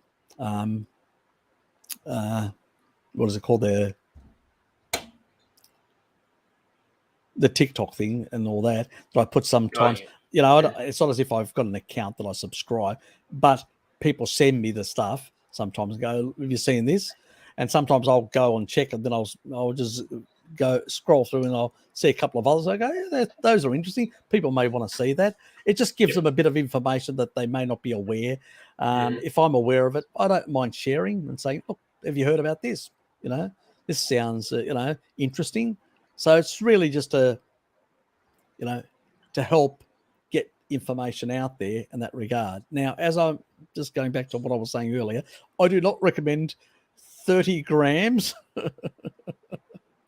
in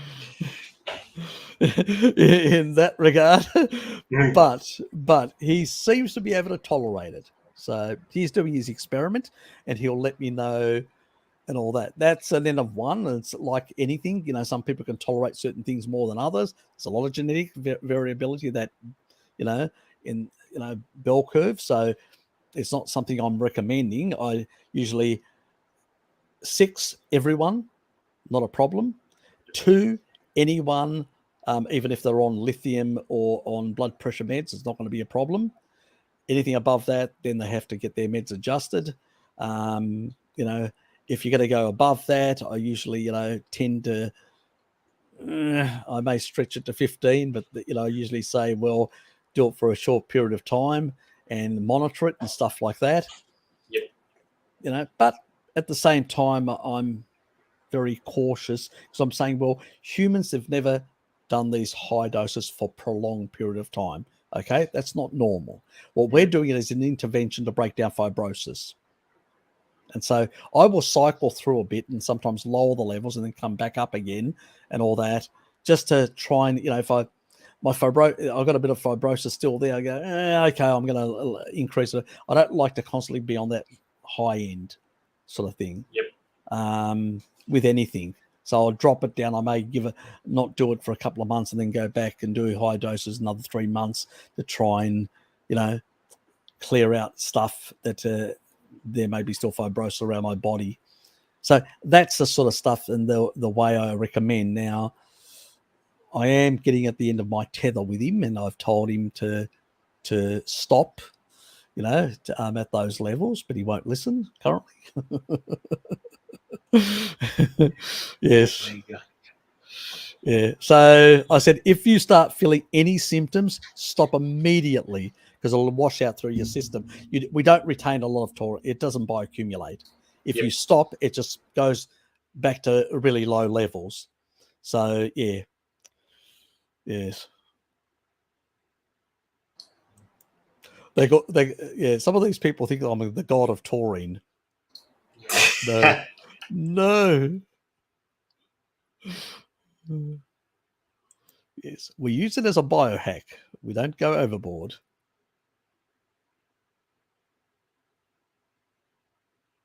Yeah, they do. Yeah, wrinkles. Yeah, it does actually reduce wrinkles as well. I think he's actually doing it for vanity reasons as well. I don't know. He's giving me a whole lot of justifications. Let's put it that way. I don't buy them. Oh, God. But yes. Look, it does, because it does help in lowering matrix metalloproteinases, and MMPs are involved in collagen degrading enzymes, wrinkles, and scarring of tissue, derangements of tissue, things like psoriasis, all that are all collagen degrading enzyme overexpression in that tissue. So they need to be regulated with fat soluble vitamins, but also need to be kept within physiological ranges. Some people, for whatever reason, are more susceptible to higher amounts of expression. And so they've found that with higher doses of taurine, they've been able to eliminate the problem or reduce it. Now, obviously, I know what's going to happen with all the women. It reduces wrinkles because of MMPs, matrix metalloproteinases. Oh, yes. Oh my God! I'm gonna start a new trend. If people had suspicions actually, that you were working for a big taurine, but now they can be assured. They can be sure he's pushing taurine and wrinkles. Yep, he's definitely working for the industry.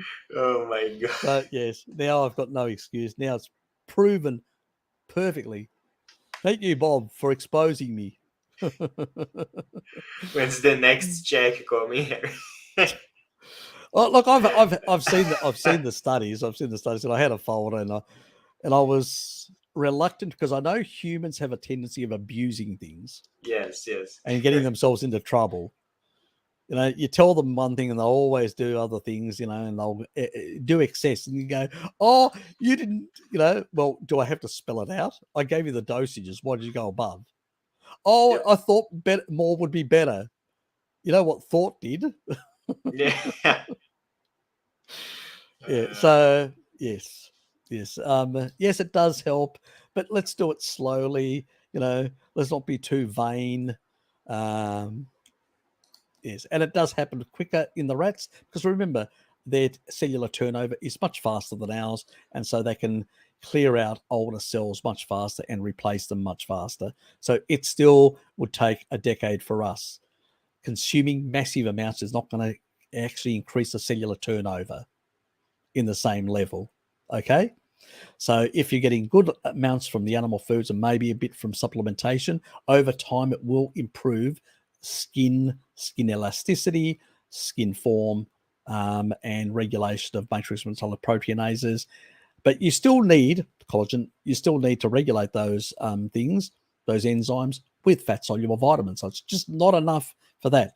The reason why they see a dramatic effect on the rats is because it can happen very fast because of high metabolic rate and high cellular turnover. It doesn't happen the same way with humans because our metabolic rate is much slower. Our cellular turnover is much lower. So time is our enemy. For them, the time is short. You can replace nearly every cell in a much shorter amount of time than us. So, you know, we're talking about they can replace every single cell in their body within 3 months. It takes us about a decade. And that means if they're exposed to anything environmental and other things, or food, toxins, or whatever, they're going to have less cellular damage. Where over a decade, compared to 3 months, we're going to have more cellular damage to contend with. So you can see the thing, it's, you know, it's like a pipe dream nearly. Yes, it helps, but more isn't going to necessarily, may make you fart, but not necessarily going to actually do anything better. You know, if you want, you know, I usually say if you're eating animal foods, you're going to get more of the nutrients that are going to help your body, generally skin and everything. So, yeah. Yes.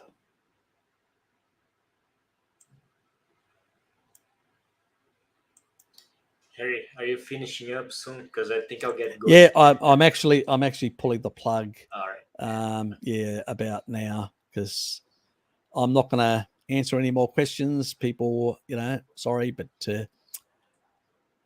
there will have to be another time. In a fortnight's time, I'll be back. I'm just going quickly through. Go, Joey. How are you, mate? Good to see you here. I heard you're back on your career and doing great things musical wise. You know, good on you, mate. You know, keep up the good work. And see if anyone, there's Zach as well. Oops. Get Zach in the picture. G'day, mate. Always a pleasure.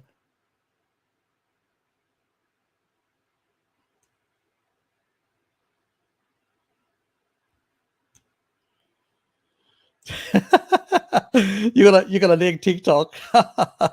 Email it to me. I'll put it on next fortnight for you. When you come on, I'll put it on. It's fantastic. He's chugging raw eggs like a beast.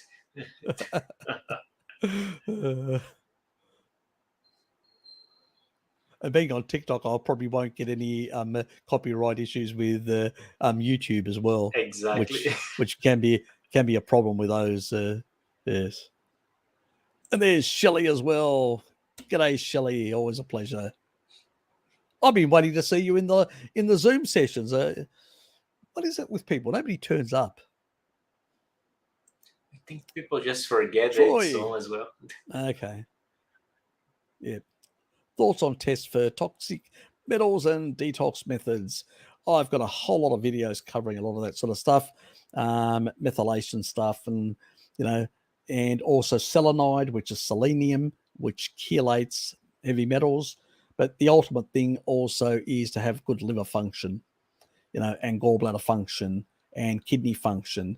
And taurine plays a big role there in helping, and sulfur amino acids in the detoxification. Phase 2 is very much caught up with choline and taurine and other sulfur amino acids. So, yeah, pretty much we'll leave it at that. Thanks for being here, Lukey. No problem. Appreciate it.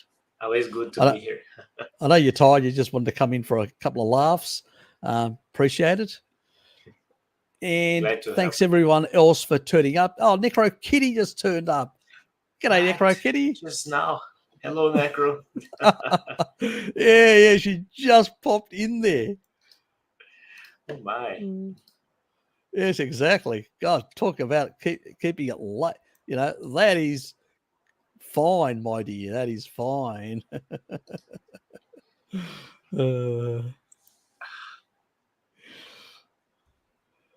Anyway, thanks everyone for being here. Appreciate it. The links is I'll re-put the link, the Christmas link, in the community page, and all you have to do is just follow it. It's probably already past the. I'll have to put it up. I wish I had another page, because there's only one community page where I could put certain. Actually, if I pin it, would it stay at the top? Probably would.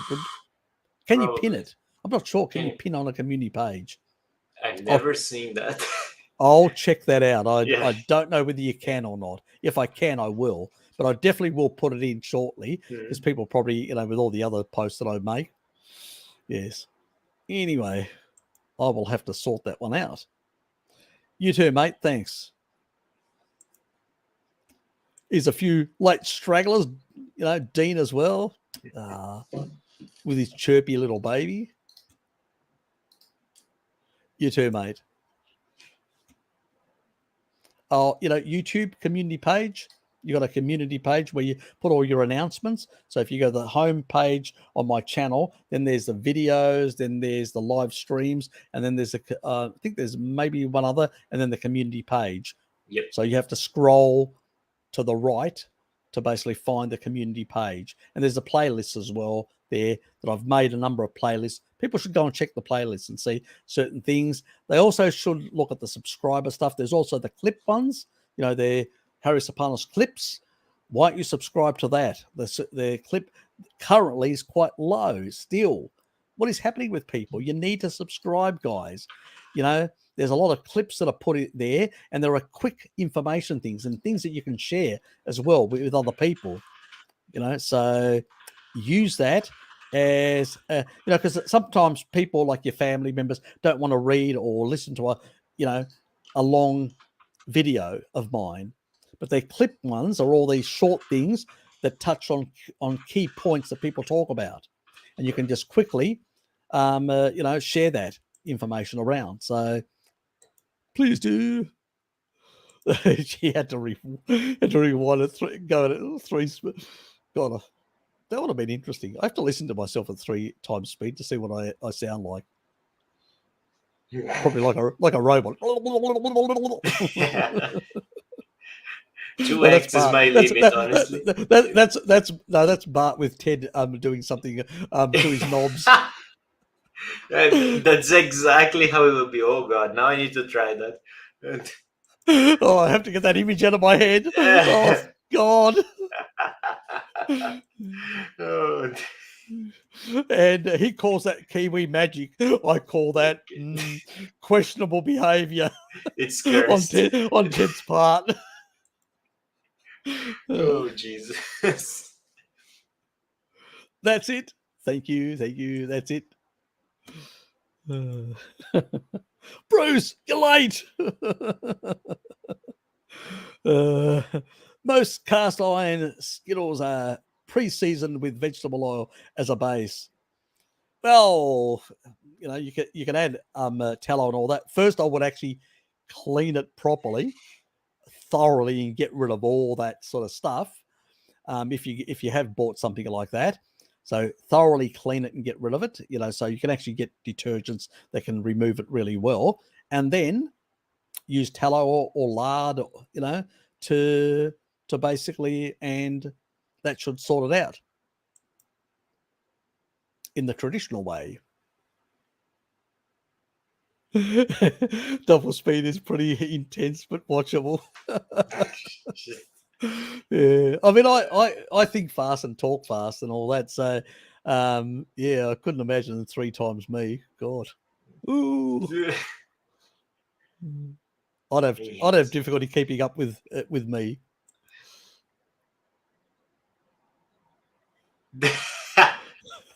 Oh my God, HD. There's probably some truth in that. Yes. There's a bit of excitement in my voice, isn't it? Isn't there, HD? You need the steady state. Bah, bah, bah. Is that helping? God. Anyway, you guys are a bunch of scoundrels, comical scoundrels. Anyway, that's it. We've had it with you, me and Lukey. We're abandoning you. We're saying goodbye. See yous from me. See you, everyone. Stay well.